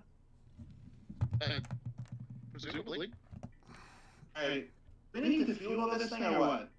No, it's powered by a pretty awesome power That's what we did by fighting the giant robots. Yeah. Okay. It's not, I don't think it's an infinite resource, but I don't think we need to worry about it anytime soon. He didn't say. It's So we have to travel, in could we travel via, like, magic teleportation, or do we have to go, can somebody hold hold the vehicle and like, do like a horse spell, or what? I mean, hypothetically, I could cast transport via plants, but I am not certain that out here by the redwoods, we would find a tree whose approximate size would be duplicated closer to our goal. There's that. I'm afraid we'll just have to turn invisible and fly there. There are worse ways to travel. Man, we can't shrink it and turn invisible, but we can just shrink. I mean, can we just make it invisible and fly there? Yeah, to turn invisible and fly, and I can ride with you. Be careful not to sit on my wings, but yes. Hell, buddy, don't get me started. My wings are attached to my butt. Alright, we'll fly just above the tree line. Be cautious. Ethril or whatever your name is. Sorry, Matt's character. Elion. You notice it's eerily quiet up top. Usually there's guards that man these woods above, and it's weird that you were able to go fine stealthily. Obviously, work of the ethos variety. I'm curious. He will gesture, and open his hand, and an owl familiar will appear, materialize, and perch on his wrist. Mm-hmm. And he'll Thank you, Gwendolyn. If you would not mind taking a cursory look around, a quick orbit, just to make certain that we are not being keenly observed. And the owl will flutter off and do a quick flyby to check things out. Is there enough room in the van to add a flying horse? No. Should ask Gimbal for the matching horse trailer. The reason is it's not tall enough. For maybe a donkey, yeah. I mean, if we have 10 minutes, once we get there, you can summon Galahad there. Yeah. I'm probably gonna have Trump do the same thing with Grani when he gets to an advantageous spot in the dark. Is call this Pegasus for backup. So Both he and have familiars as well. You make your way. Can I just ask really quick? Does anybody have rope? Yes. Bunch.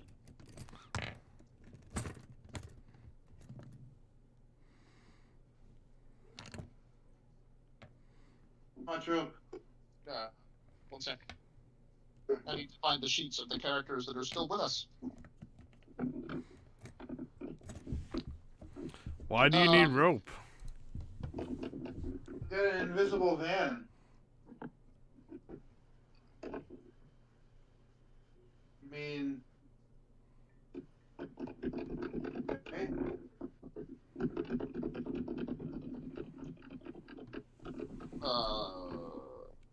Elion has 50 feet of hempen rope. Why do you need rope again? Oh, I mean, I don't have any plans for the rope, but I thought it would come in handy if we had a fair amount of rope in this van here, Okay. or something stronger than rope, even if we can get our hands on it. I also have the webline cantrip if we need that. It is difficult to break but easy to cut, and is quite flammable. So note, don't set it on fire. Yes, you will get singed. All right. Don't cast. Does Gwendolina the owl detect anything? No. Okay. All right. So she'll come swooping, fluttering back to Elion and telepathically report back. If there are any guards remaining extant in the upper echelons of the canopy, then they are not conscious to observe us.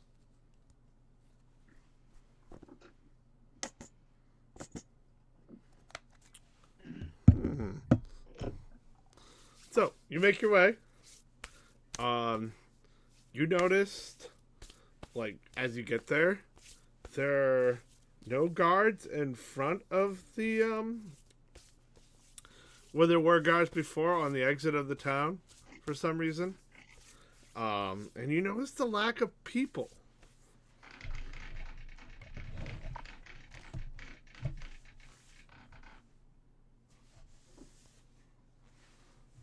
We were talking before about looking gift pegasi in mouths, but my tail's getting all bushy. Both of them. I was gonna say, don't you have two? Yeah. My tails are getting bushy. Yeah, it's a thing. My coward sense is tingling. Yeah. Ruh-roh. Either we've got a massive diversion or a massive trap. As much as I'd like to plan on a diversion, I think prudence begs us to plan on the trap. Yes. Hoping for the best, but planning for the worst. Yes, quite so. Well, what's our course of action then? Fly up and see around us. I'm sorry, you cut out. Fly up and see what's around us. If they're planning on us being ground traveling, then their ambush will not be hidden from the air. Nope, there's nothing going on up and above, but then from far away you see a gathering of people in about midtown.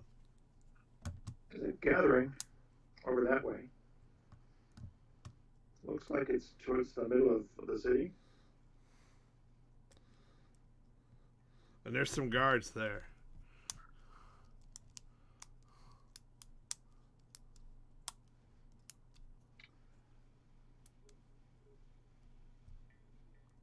I think we should investigate. Can you fly casually? Let's see. So you're going. Good start. So you're going towards the crowd.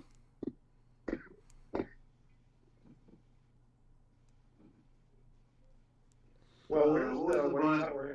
check again? It was 11. I'm sorry, one of you at a time, please.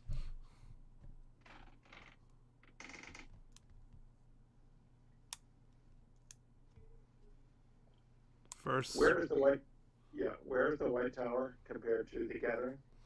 halfway.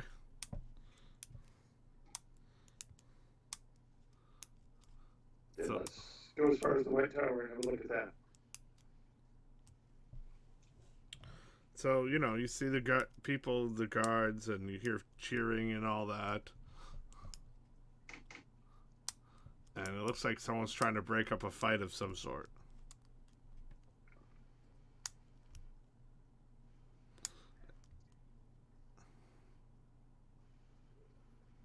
I wonder if this is more of Creation's work.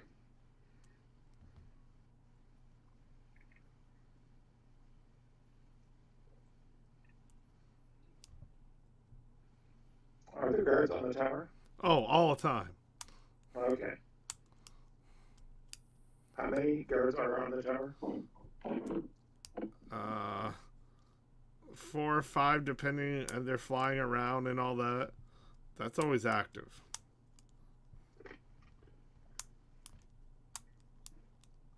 Is there enough room for us to be inside the circle they're flying?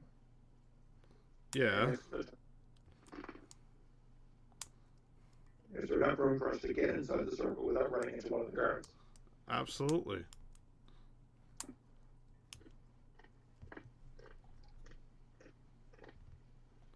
They're like hundreds of feet apart. Okay.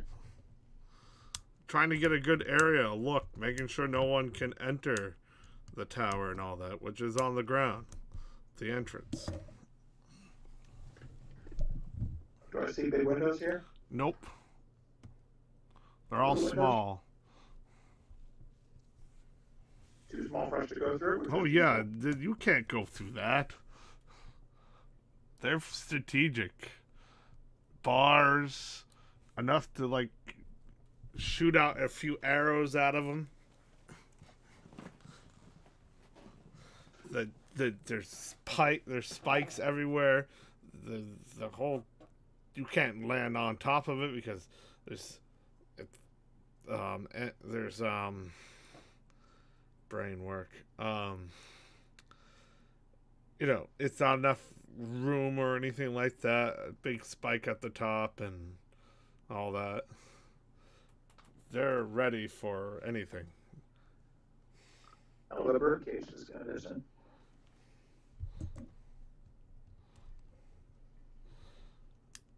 I wouldn't say he lives there.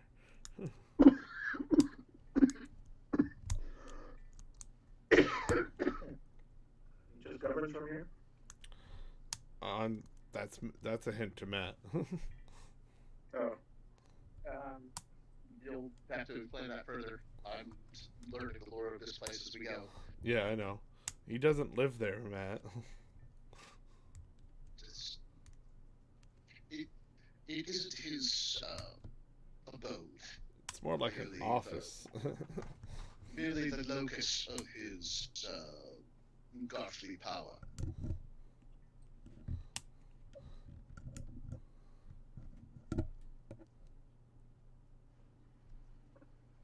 Well, you can take the Grand elsewhere, shrink it down, and then fly through one of the windows. But we wouldn't really have an effective way of unshrinking, or at least unshrinking all of us. That may depend upon the size of the room which we enter through the window.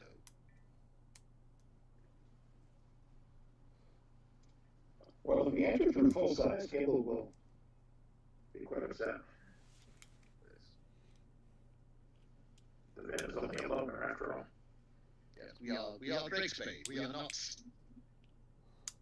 the A team. We don't need to be driving vans through walls. And most likely, if you were to go into an office, someone will spot you. You know, they're just patrolled 24/7. It's highly, you know, rooms always have someone in them or outside of them.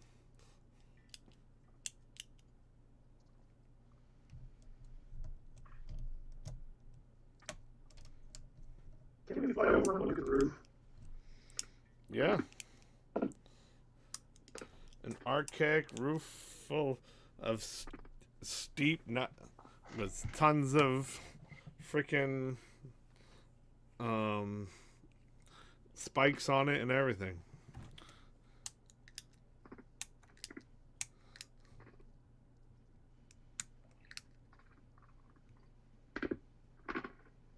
And a few guards up top, you know, flying around it.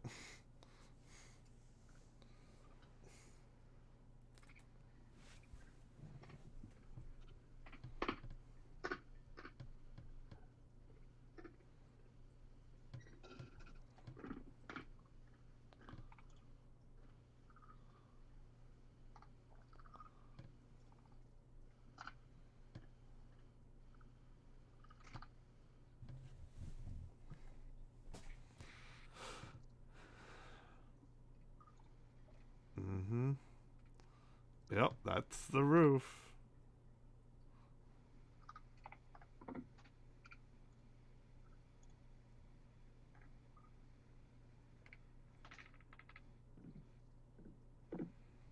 Yep.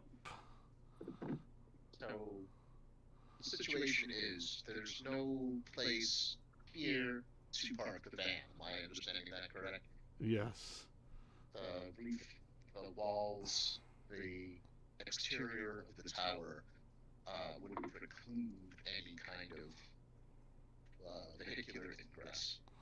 Yeah, pretty much. So hypothetically, we would need to park elsewhere and hoof it closer to the tower. Or park next to a window so we can see in and then teleport. We can also use. We can have people rappel out of the vehicle if we need to. With all the guards around and guards inside. So you teleport, and then suddenly their guards will be alerted pretty soon. Because they're pretty much guarding all the inside of it, too. Yeah. That would be a grand entrance.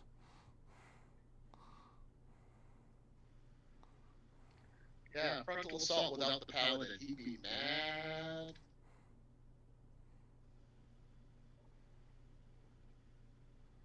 We don't have any ways to bust through any walls anyway, do we? Without losing the stealth operation? No. Yes, that would sort of give up our element of surprise. There are ways, provided that the walls of the tower are not magically reinforced against siege damage or what have you. Clix has Big B's hand. Elion can become an earth elemental. we've got brute force available. That that the direct approach may not be our best approach. I fear it's not. Approach. Well, the next option is using confrontation available and stronger on him. I'm sorry, what did you say, Smith? It sounds like our best approach now is to catch him at home and convince him to turn it over to us. Whatever that is. Usually something more in Richfield than mine, but yeah, would Clicks or Elion know where No. this guy's domicile is? No. That's not public record. Okay. Maybe the vehicle could go into a crapshoot. yeah, we could start underground to look for secret ways up.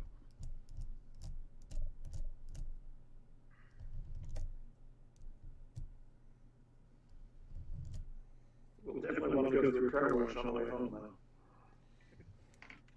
Yeah, like I was saying, when we went for the little submarine routine, we full waxed Simon eyes for this puppy. Yeah, get the turtle wax too. Get the epic room of the spell. Yeah, just a room that just does it. Long wash.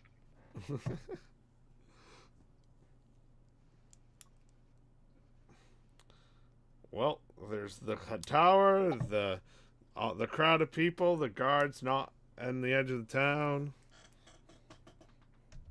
Let's check out the crowd of people before we go underground. Elion, are you familiar at all with the sewer system hereabouts? No. Certainly not. It's unlike certain French novelists, I don't make a habit of studying the undertunnels of a city. I just sort of trust that they work.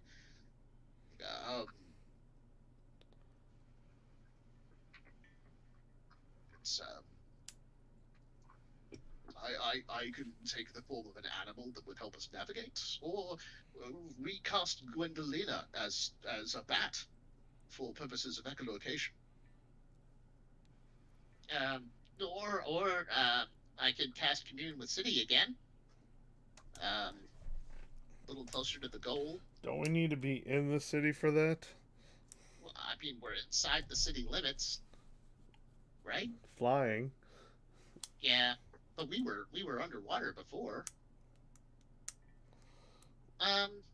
Yeah, it would be better for me to be in physical contact with,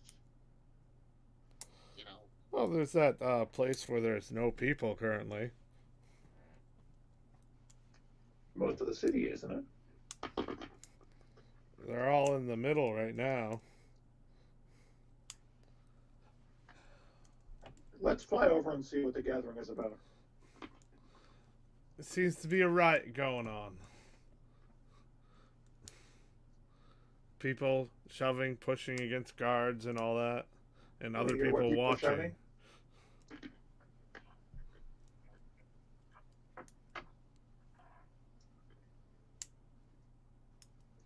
Are the rioters shouting anything in particular? No.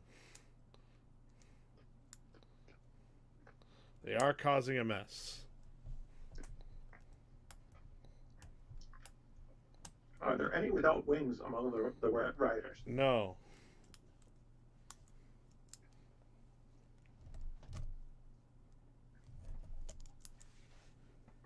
Okay, let's find an abandoned space so we can shrink the vat. All right. So you go to the more emptier place. You're smart enough to be like, yeah, we're gonna go to this wide enough alley where no one will be there, as you discover. And you're all managed to get out. and you fairly, shrink down that small itty bitty thing. Wait. What? Is Clix the only one who can cast Bigby's hand in the van? It's the only one I know of. Magical secrets, y'all.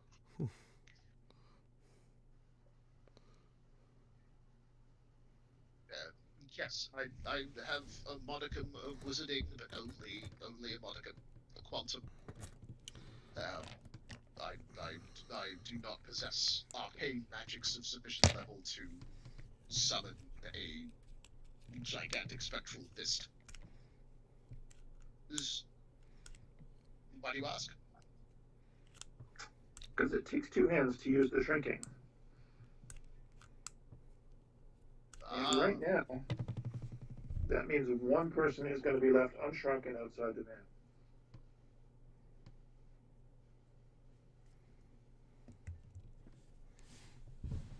Well,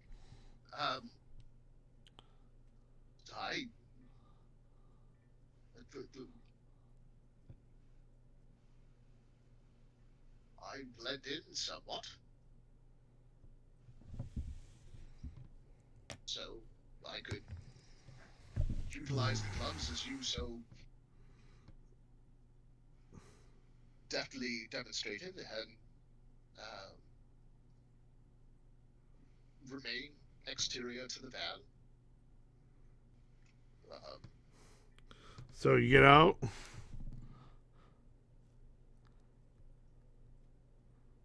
Yes. Cool. What's the current plan? Just let me make sure I know, because Nissa was just talking to me a second ago, and I'm not The sure. plan, as I understand it, is for Ilyan to shrink the van. Okay. The van to infiltrate the sewer invisibly and submarinishly and whatever other things it needs. Okay. And us to infiltrate the tower and do something. And Ilyan to meet us at some point to re-expand the van. And possibly ride home with us.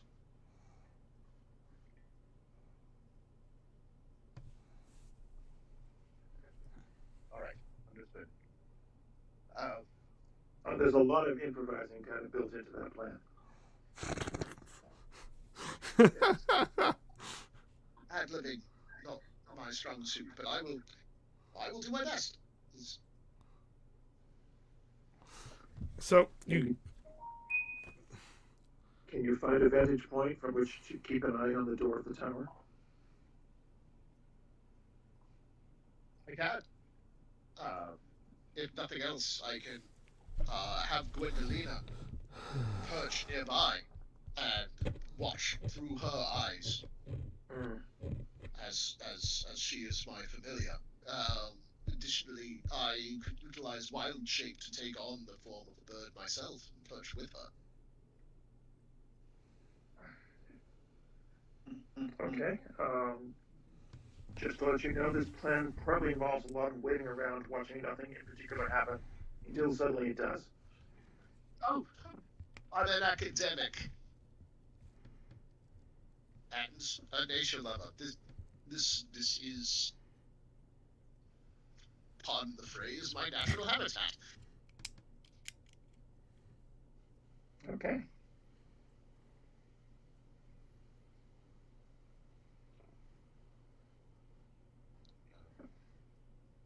So yeah, if you knew a spot nearby where we could enlarge the van to full, or where you could enlarge the van to full size. Do I know of a spot like that? I was about to describe it. Oh, excellent. I've been waiting. So, like I was saying before, you get that, you park the van down in a great place you find, and Eliana gets out, and as you get out, you see a man, and he appears, he appears at a corner. He goes, Are you part of the resistance? The pertinent question. Yes. All right. Yes. Yes. Yes. I suppose we are. Ethos told me about a group. That boy travels fast. I wonder if his proficiency bonus is higher than mine. Well, I can show you where our hideout is.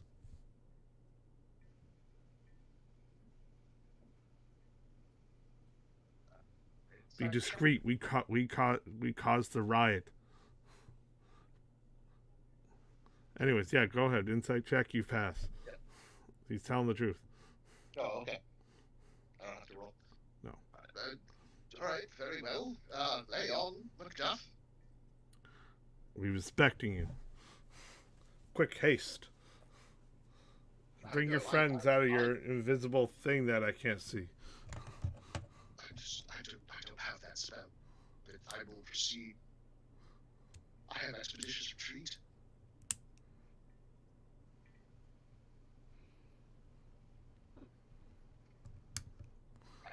Well, whatever you need to do. Yes, I mean, you said haste. I don't have haste. Everyone, I believe that we have located another unexpected ally.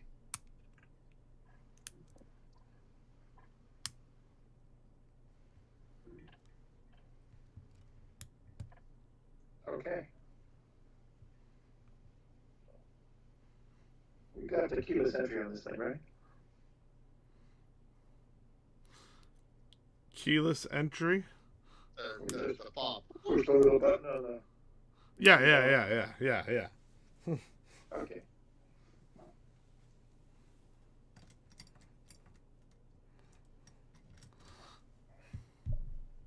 Are we still on scene? Yeah, at the moment. Okay. Then let's all go. It takes an hour. It's almost been an hour up. Ah. Did you want to recast it? Yeah. Since Path Without a Trace. Yeah. Yeah, he'll recast. I'll mark off the other spell slot just so long as everyone's within 30 feet of him when he casts. It should still cover all of you. So you guys, is everyone leaving the van, or some of you staying? What's happening?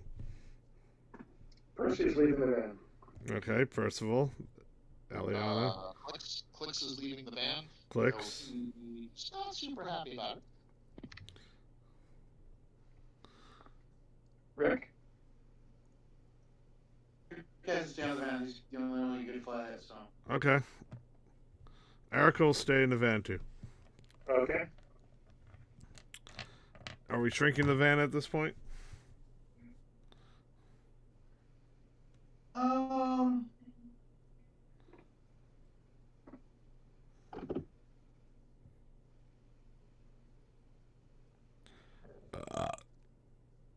Excuse me. Okay. Where are we right now? In an alleyway. Okay. With a riot happening on the other side of the city. We're supposed to go in a different way than everybody that just got out? No. We're going to meet with the people who set up the rally. The opposition to the current government. And see Hey, you guys what are they're about about. to shrink then. What'd you say? He said he shrinks it down. Okay. Who's shrinking it down? Percy will. Okay. You shrink it down. How big are you shrinking it? How small do you want to be? Size. A what? Yeah, you're panicking a lot, dude. I said B size. Okay. Small as a bee. Okay. One B-size van. All right. Good. Is this all you lot? This is all that's apparently coming right now. All right. Leave the other with our invisible wants it. Just stay close. Don't go far. It takes a bit. I want to be in Jim's inventory. Can I do that? Don't put us in the bag of holding. There's no air. You can sit on top of my backpack.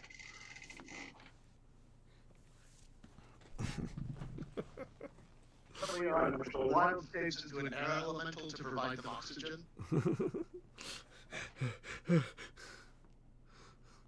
Thank God, there's no air in there. So he makes it. He gets to the edge. Peers out, looks around, makes sure no one's watching at all, and then he dodges to around the corner, and then kind of signals. Okay.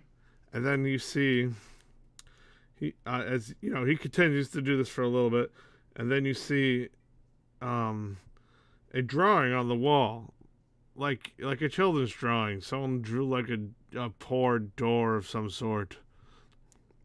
And he takes a piece of chalk out and he completes the drawing, and then the bricks kind of move aside for everyone, like in Harry Potter. Is this the ancient door spell? No. It's a different door spell. Yep. And he pockets the chalk, and you see another alleyway that wasn't there before.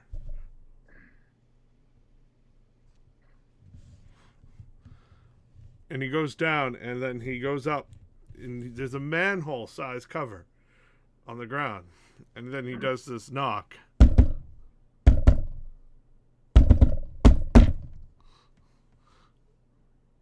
Everyone hear that knock? Yes. Yes. Against it, you hear clang, clang, clang. And it opens up a little bit, and you see like this pair of eyes looking back and forth. What's the password? Walt sent me. Sorry. Ignore him. The crow is in the barnyard. It's like he looks around. All right, come in, and he opens up. Pushes over the sewer hatch and starts to come down. Starts to climb down the ladder.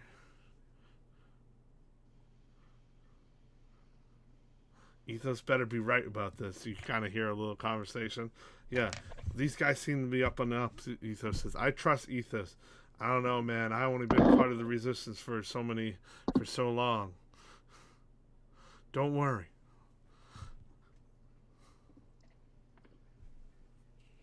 He kind of looks up at you, squinting. You all travel downward. Yeah. You climb down. You can feel the moisture of the sewer and all that. It's pretty clean though. It doesn't smell bad or anything.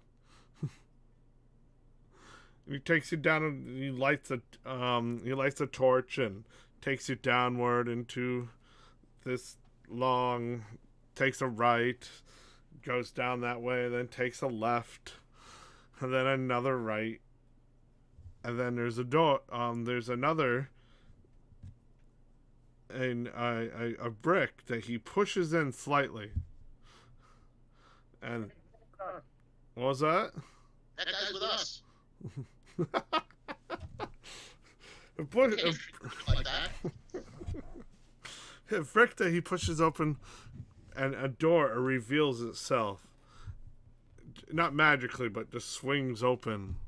And there's people around a table discussing about where they should be where should be their next move and everything, and what should they do, and the information.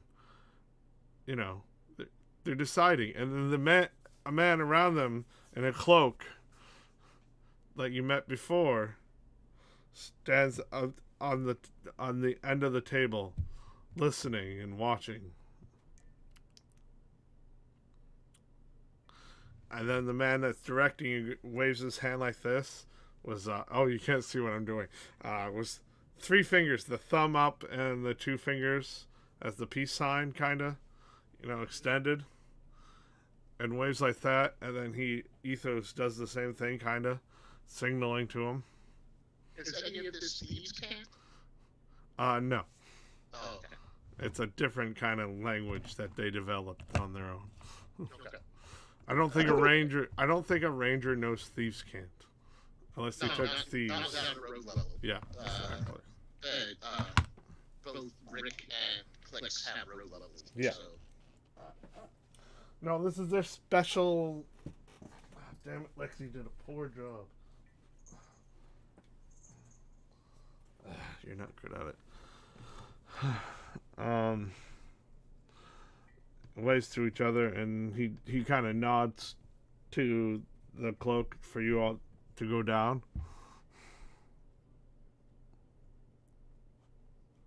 And you hear, I say we should set up an attack on the west side. No. You know the strategics. Trying to argue over where the correct point and all that is. But the guards, well, if we do this distraction here. And the Ethos nods and said, welcome. Yeah. Fellow freedom fighters.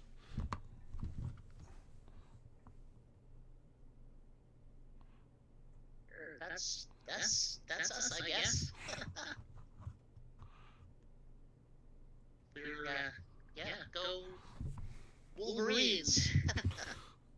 What's a Wolverine? Oh, it's like a badger, only badder. Interesting. Yeah, they don't like being in cages, so they're symbolic of freedom. It's especially ones played by Patrick Swayze Who? or Chris Hemsworth. I don't know these people. It's fine. They're surface dwellers. It's not important.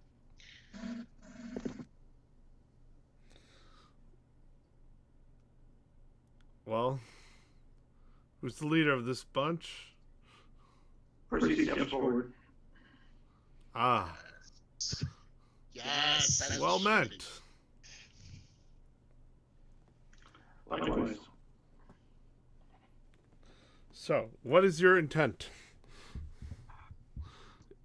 We intend to liberate the Dark Crystal from underground and get it out of here before it explodes, destroying your island. Or at least your city. Okay. And we also intend to take the Orb of Air, which is disrupting the rest of the world, and somehow put it safely into storage while not crashing your island. I've seen these issues. Well, not the Dark Crystal one. I don't know of that. But I've heard about the issues with the orbs and the next impending apocalypse. Well, we're hoping to make it an easier transition, as well as making sure there's something to transit to. Well, if I've been outside these this land that floats upon it around these skies, and I've seen much.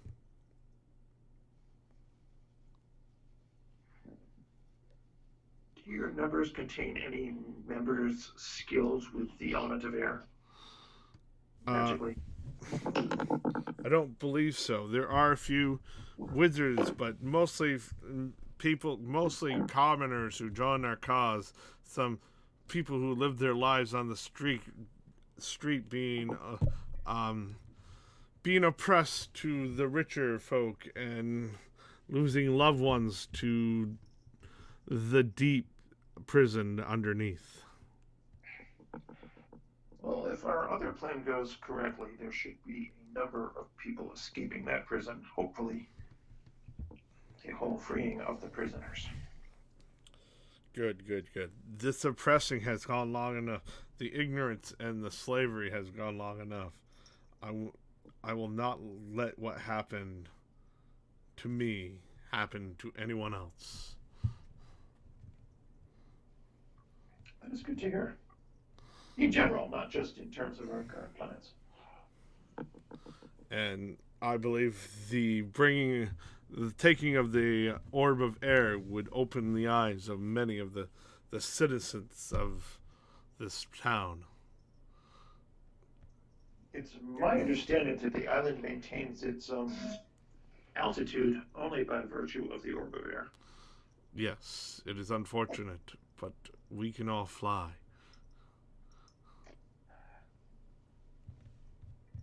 There is that, though the escaped prisoners are not so endowed. There might be casualties in the end, but it's all worth it for freedom and the establishment taken down from the bigotry and the rich ruling over the poor.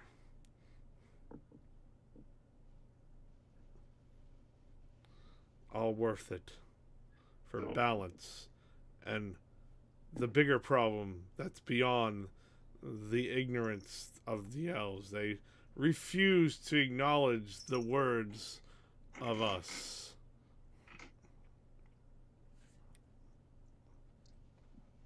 Well, I understand your fight for freedom, and that's a very useful, valuable cause.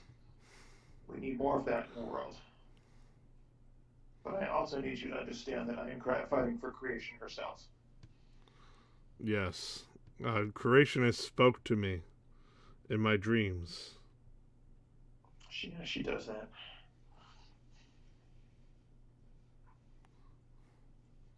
And if you are on our side, we can use people like you, people that can get things done. Let us help you.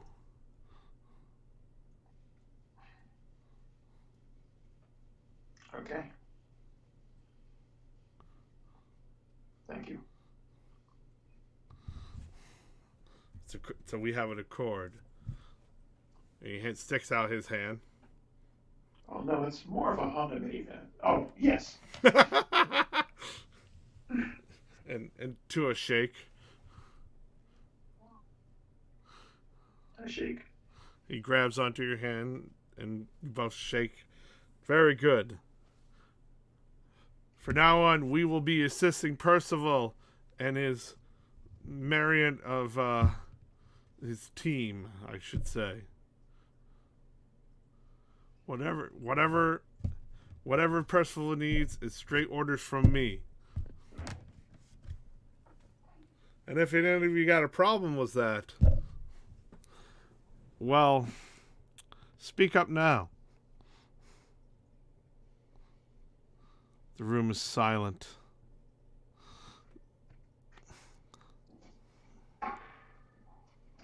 You have the floor, Percival. Thank you for your trust. Tell Percival to put her some rope.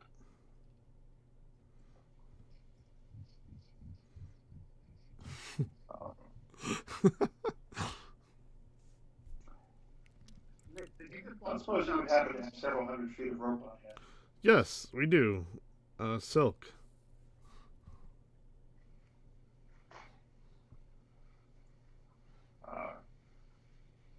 Could I get access to that at some point before we depart? Absolutely. Manuel take you.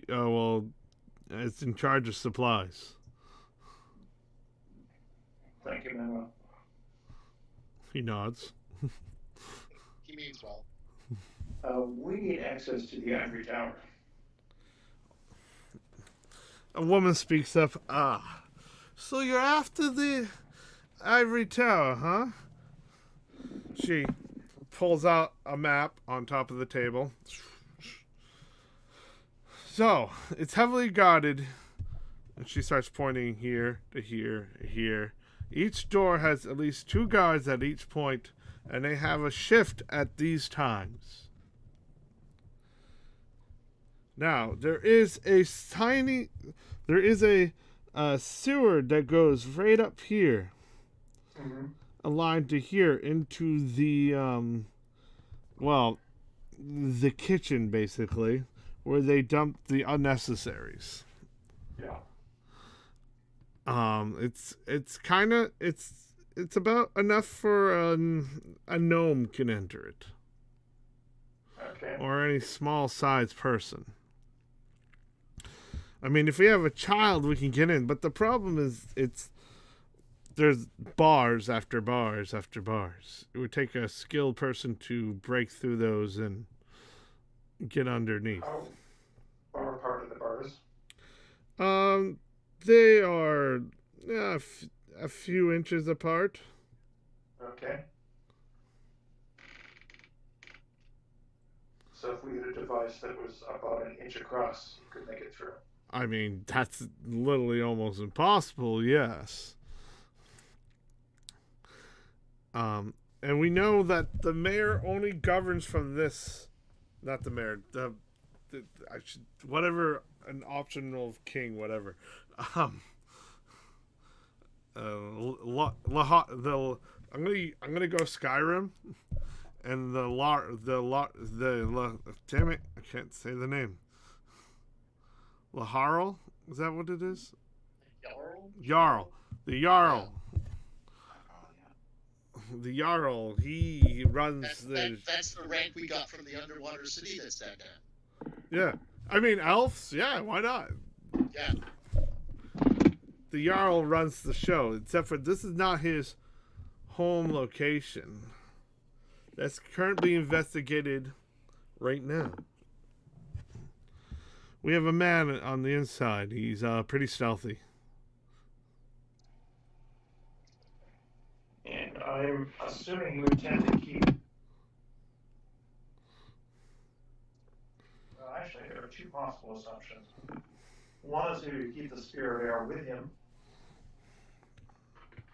and the other is he would have it in a more secure location. Most likely. We estimate that the sphere of air you talk about is in the tower somewhere, but we don't know exactly where. We've actually have searched the tower for a man in the inside as posing one of the guards, and they come up with nothing.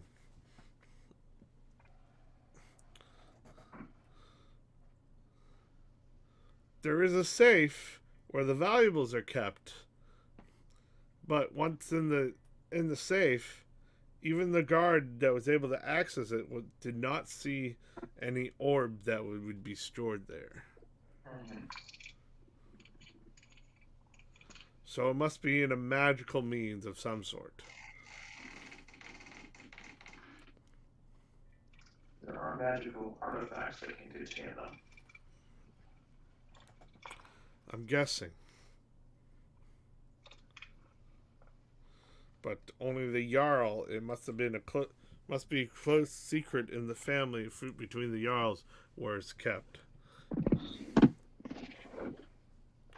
If an artifact can lift up a whole island, keep it floated for a millennia, then it's probably stored somewhere very, very well kept.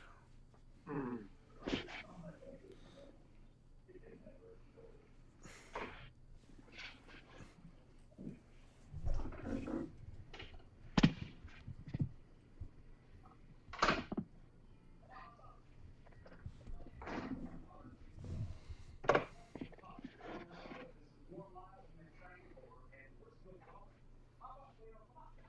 We're still going. Sorry, walking past the TV all the way back to the refrigerator. No, I just heard voices that I heard. We're still going. And I'm like, okay. Yeah, something was the dogs. Okay. So, I mean, any suggestions you may have, we're all ears. Yes.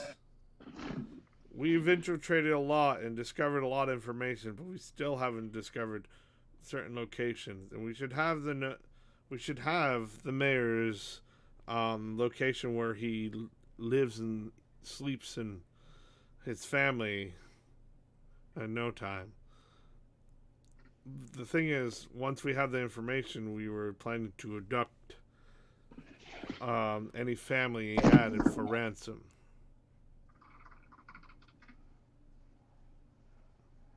I would say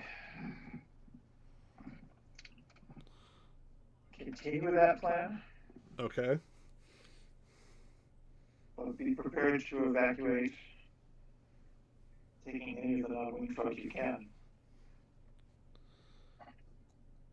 Right.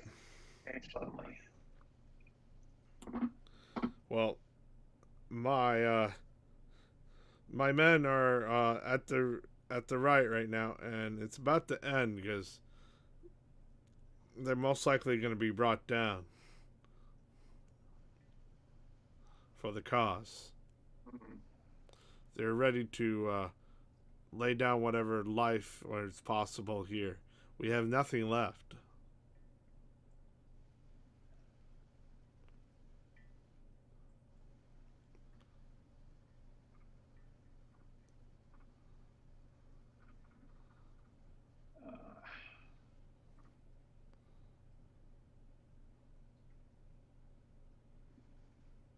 I don't have the details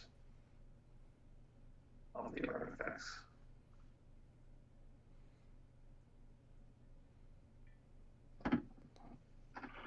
Are you looking in the artifacts thing I made? No, I'm not. I'm looking at the sheet notes.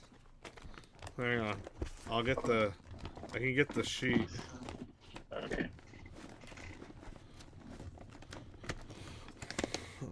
Where's that? Magic of the Orbs by Arthur Bright.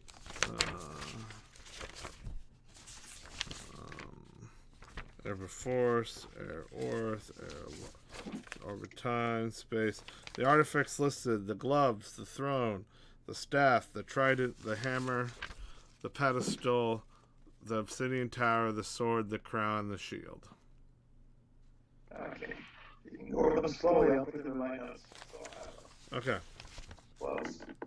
The gloves, the throne, Yeah. the staff. Have we seen the staff? Yeah, you guys have it. Oh, we picked up the water orb? That was the forest one. Okay. The trident is the water orb. Obviously. Yeah. To be honest, I forgot to mention the trident because I kind of forgot. You guys would have the trident, though. You know, after defeating what's her name? Yeah. There's that big hammer with the earth. Yep, that's next. The pedestal. We haven't seen that, have we? Yes, it's kind of stuck somewhere.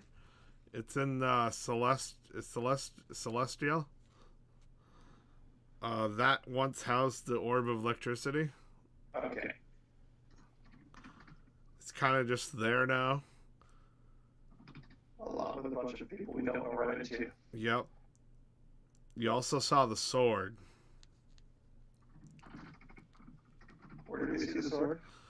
It was in the hands of the a guy made of darkness. So it's engaged right now. He came in with that. Yeah, he did.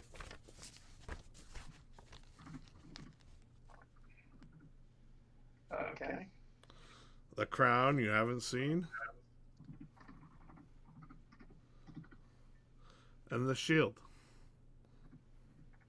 Have we seen the shield? Nope.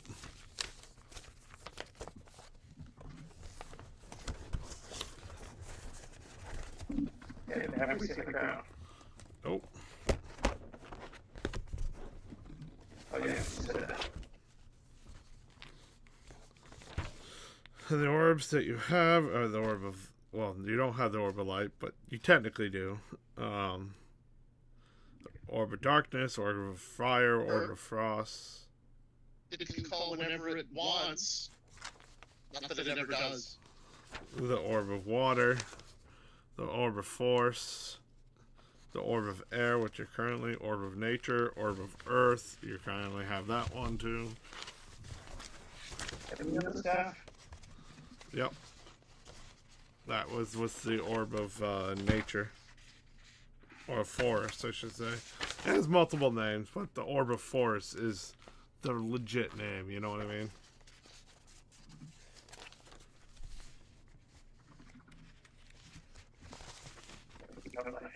Okay. Oh no, orb of nature, orb of frost. That was with the guy that Fezwick fought with the throne. Remember that? That's where I got to have to. Yeah. The orb of space time. Good luck. Somewhere. It'll show what I want to. It does. It's wherever it wants to be, in any time or any space. Once it was crafted, it's like, yep, I'm anywhere and anywhere. The orb of electricity, which is in hand of the darkness. Okay. Up to Grum's irritation and vexation. There's the information I wanted. Is there a crown or shield artifact somewhere in the tower? Not that have we looked for. We haven't seen no crown or shield. I mean, some of the, like, the Jarl has a crown. It's a small one.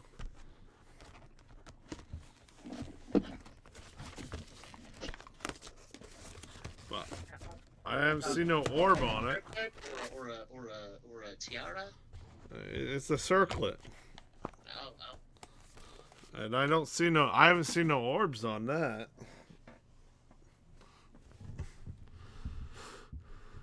Just jewels encrusted. A sapphire or two. All faceted? They look faceted. Okay.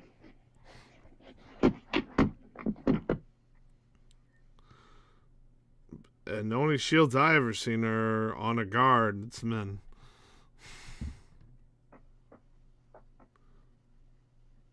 From my reading of his personality, you would not trust this with another person. Oh, the way we've investigated the information, he's very secretive. He likes to make sure, he's not seen, just heard.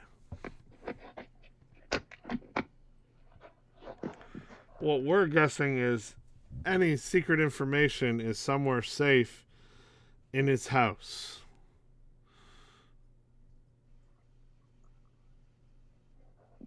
Or on him. A key of some sort. Something he keeps close.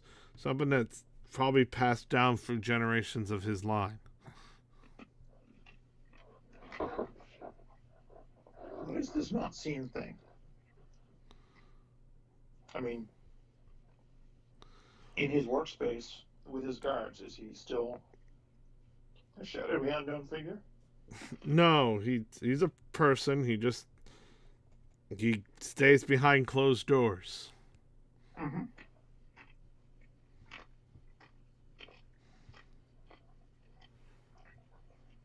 Kind of safe one I've seen of the tower. It's not a place or person who values freedom. Person of madness. In the past, we elves are known for freedom, safety. Our people not usually subjugated. But the last few thousand millennia, we seem to keep ourselves on this island in flight and restrict ourselves. You are not generally known in the outside world. The paranoia has crept over. Yeah. And I believe it's responsible is this orb of air. And when we get rid of this power, we will see a release and freedom once again. Yeah. I mean, no offense to you, very, very good people, but I really wish that this had happened sooner. I mean, you know, I'm kind of glad it's happening in my lifetime. I'm kind of glad I'm here to see it. But where was this uprising before? I don't understand. Two-tailed one. I'm half of Ariel. I am half winged elf. My mother was Sugi Peach, princess of the Kitsunes, and sole survivor of her kingdom. I remained living here in hiding for my entire childhood, and when we were discovered, she was slain, and I barely escaped with my life, my tails, and my guitar intact.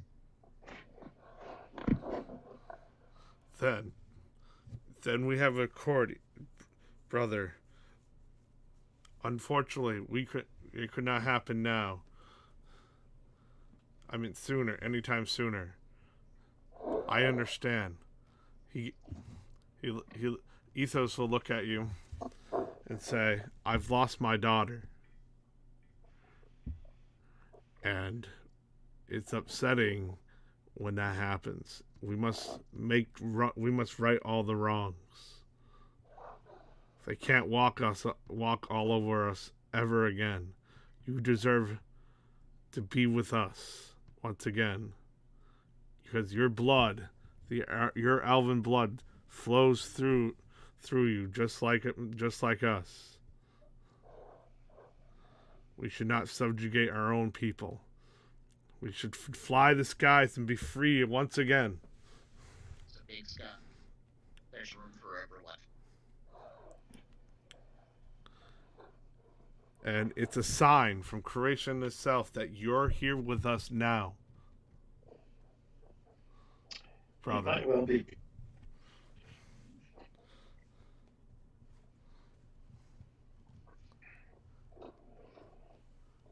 Needs to be done. Rewrite. We can make sure it doesn't carry on into. And that's possibly the bravest thing I've ever said. Understood. Remember, your mother probably looks down from you from the heavens now, watching us. There's more than this life than is current. We probably stop pushing it and stop beating it on this.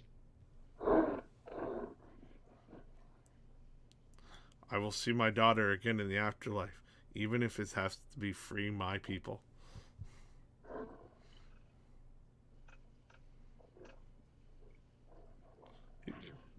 He puts his hand right on your side and pats it down a bit, and like a brotherly love. He'll kind of put his ear will rotate a little bit, but then he'll nod, he'll pat your hand. Do that. Then it's destiny. It's our time has come to fight with these. Team was personal. What should we call you?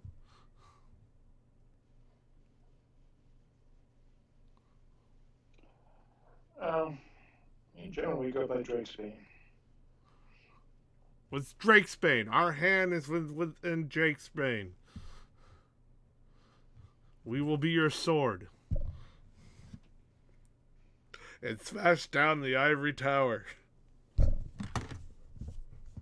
Oh my god. Sorry, I'm laughing because that's a reference to another game. So Vampire the Masquerade, right? Oh, the ivory tower thing in that as well. Yeah, the Ivory Tower is on the Camarilla. Generally speaking, ivory tower is a metaphor for a secluded elite place. Yes. Where someone is spared the travails of common existence. That's the point of the Masquerade. That was the Camarilla. That's pretty much the Camarilla. They pretend that they're the good guys, but they're really not. And when you describe the tower that the Jarl lived in as being marbled and whitish in color, that's immediately what I thought of. It's an ivory tower. He is isolating himself from the rabble, the madding crowd. Oh yeah. And barricading himself off from their struggles in order to move on high. And in Sabbat, right? Yeah. The bad guys, which are technically still bad guys. So basically, you got the Camarilla and the Sabbat, where they're two bad guys fighting each other. It's called the Sword. The ivory tower. The Sword. So we'll be your sword to smash down. Praise Cain. Praise Cain, indeed. I love it. All the references.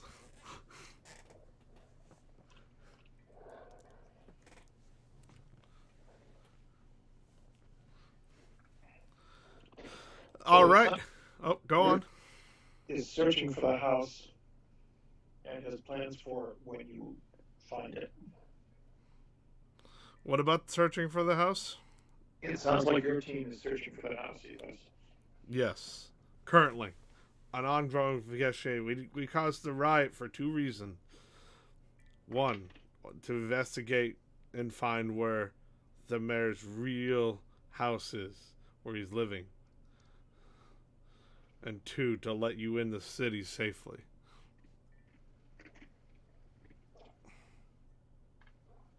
And I'm guessing that most of the normal city guards are dealing with the riot. Yes, currently. I believe it's almost over. So if there's a house that's still guarded, Mm-hmm. it is almost certainly the one you're looking for. Absolutely. I have multiple teams scoping out different areas to make sure the different locations, because just because one area is not being guarded doesn't mean there's another one. It could be a safe house of some sort. Mm-hmm. So I'm going to map out the correct areas. Knowing him, he has contingency plans.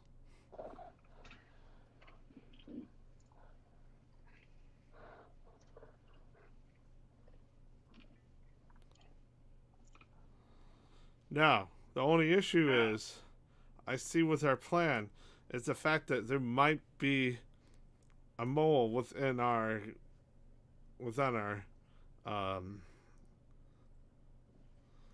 group, the resistance. You've seen the signs? Yes.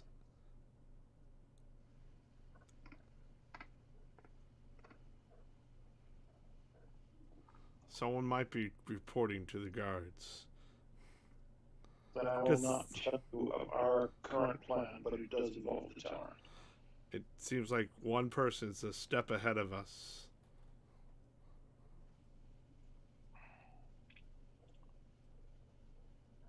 Do you know who this person is? No. We haven't sniffed out it. The person is now. It could be any of us in this room.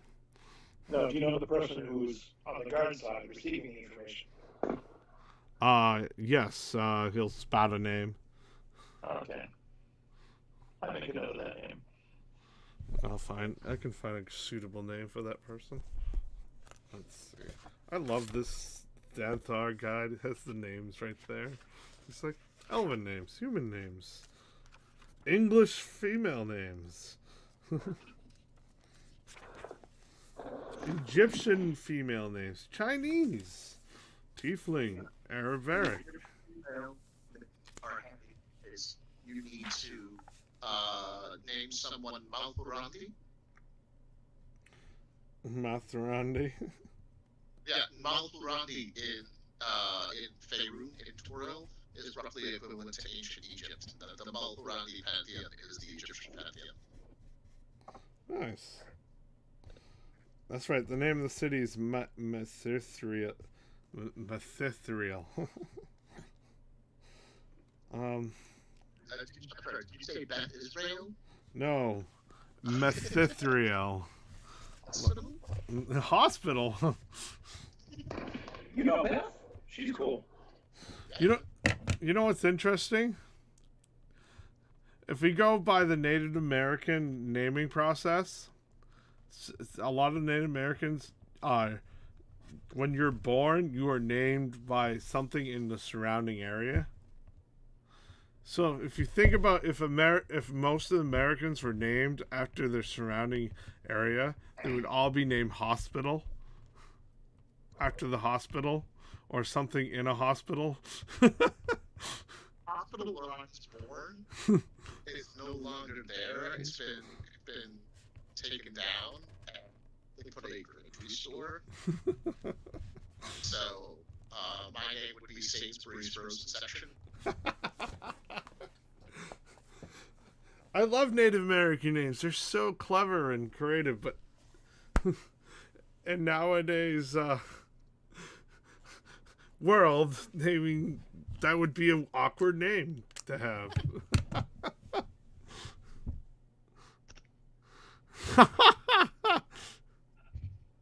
I see all that.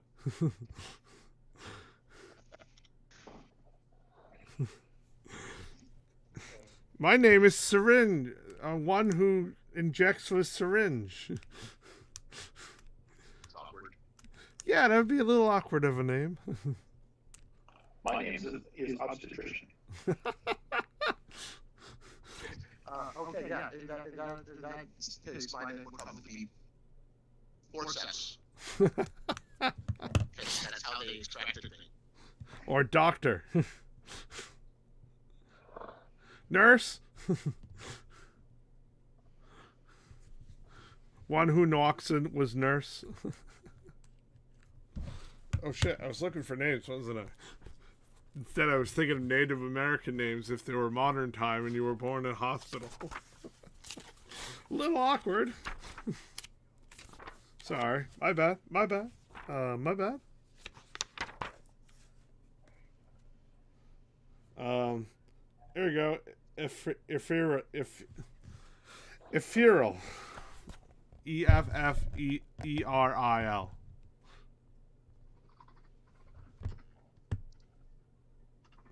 Did you get that? Yeah. Cool. Making sure I didn't break up or my volume fell in level or... Got it.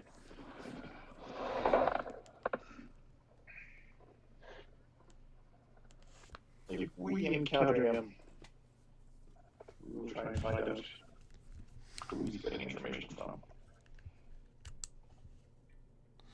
Will do.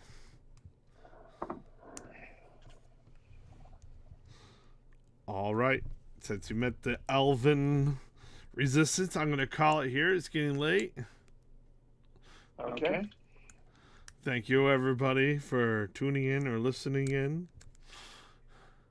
A heavy roleplay day. Yeah. Another heavy roleplay day next week, I'm guessing.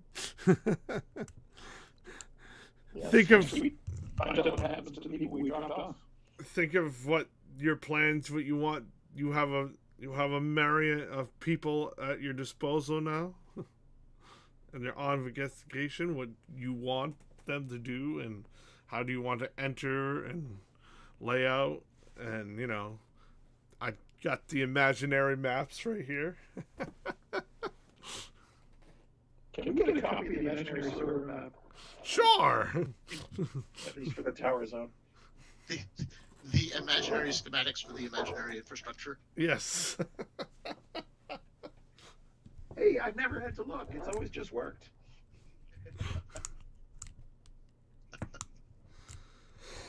So, give it a strategic. This is time to strategize, get your ideas down when you want to strike and all that between each other.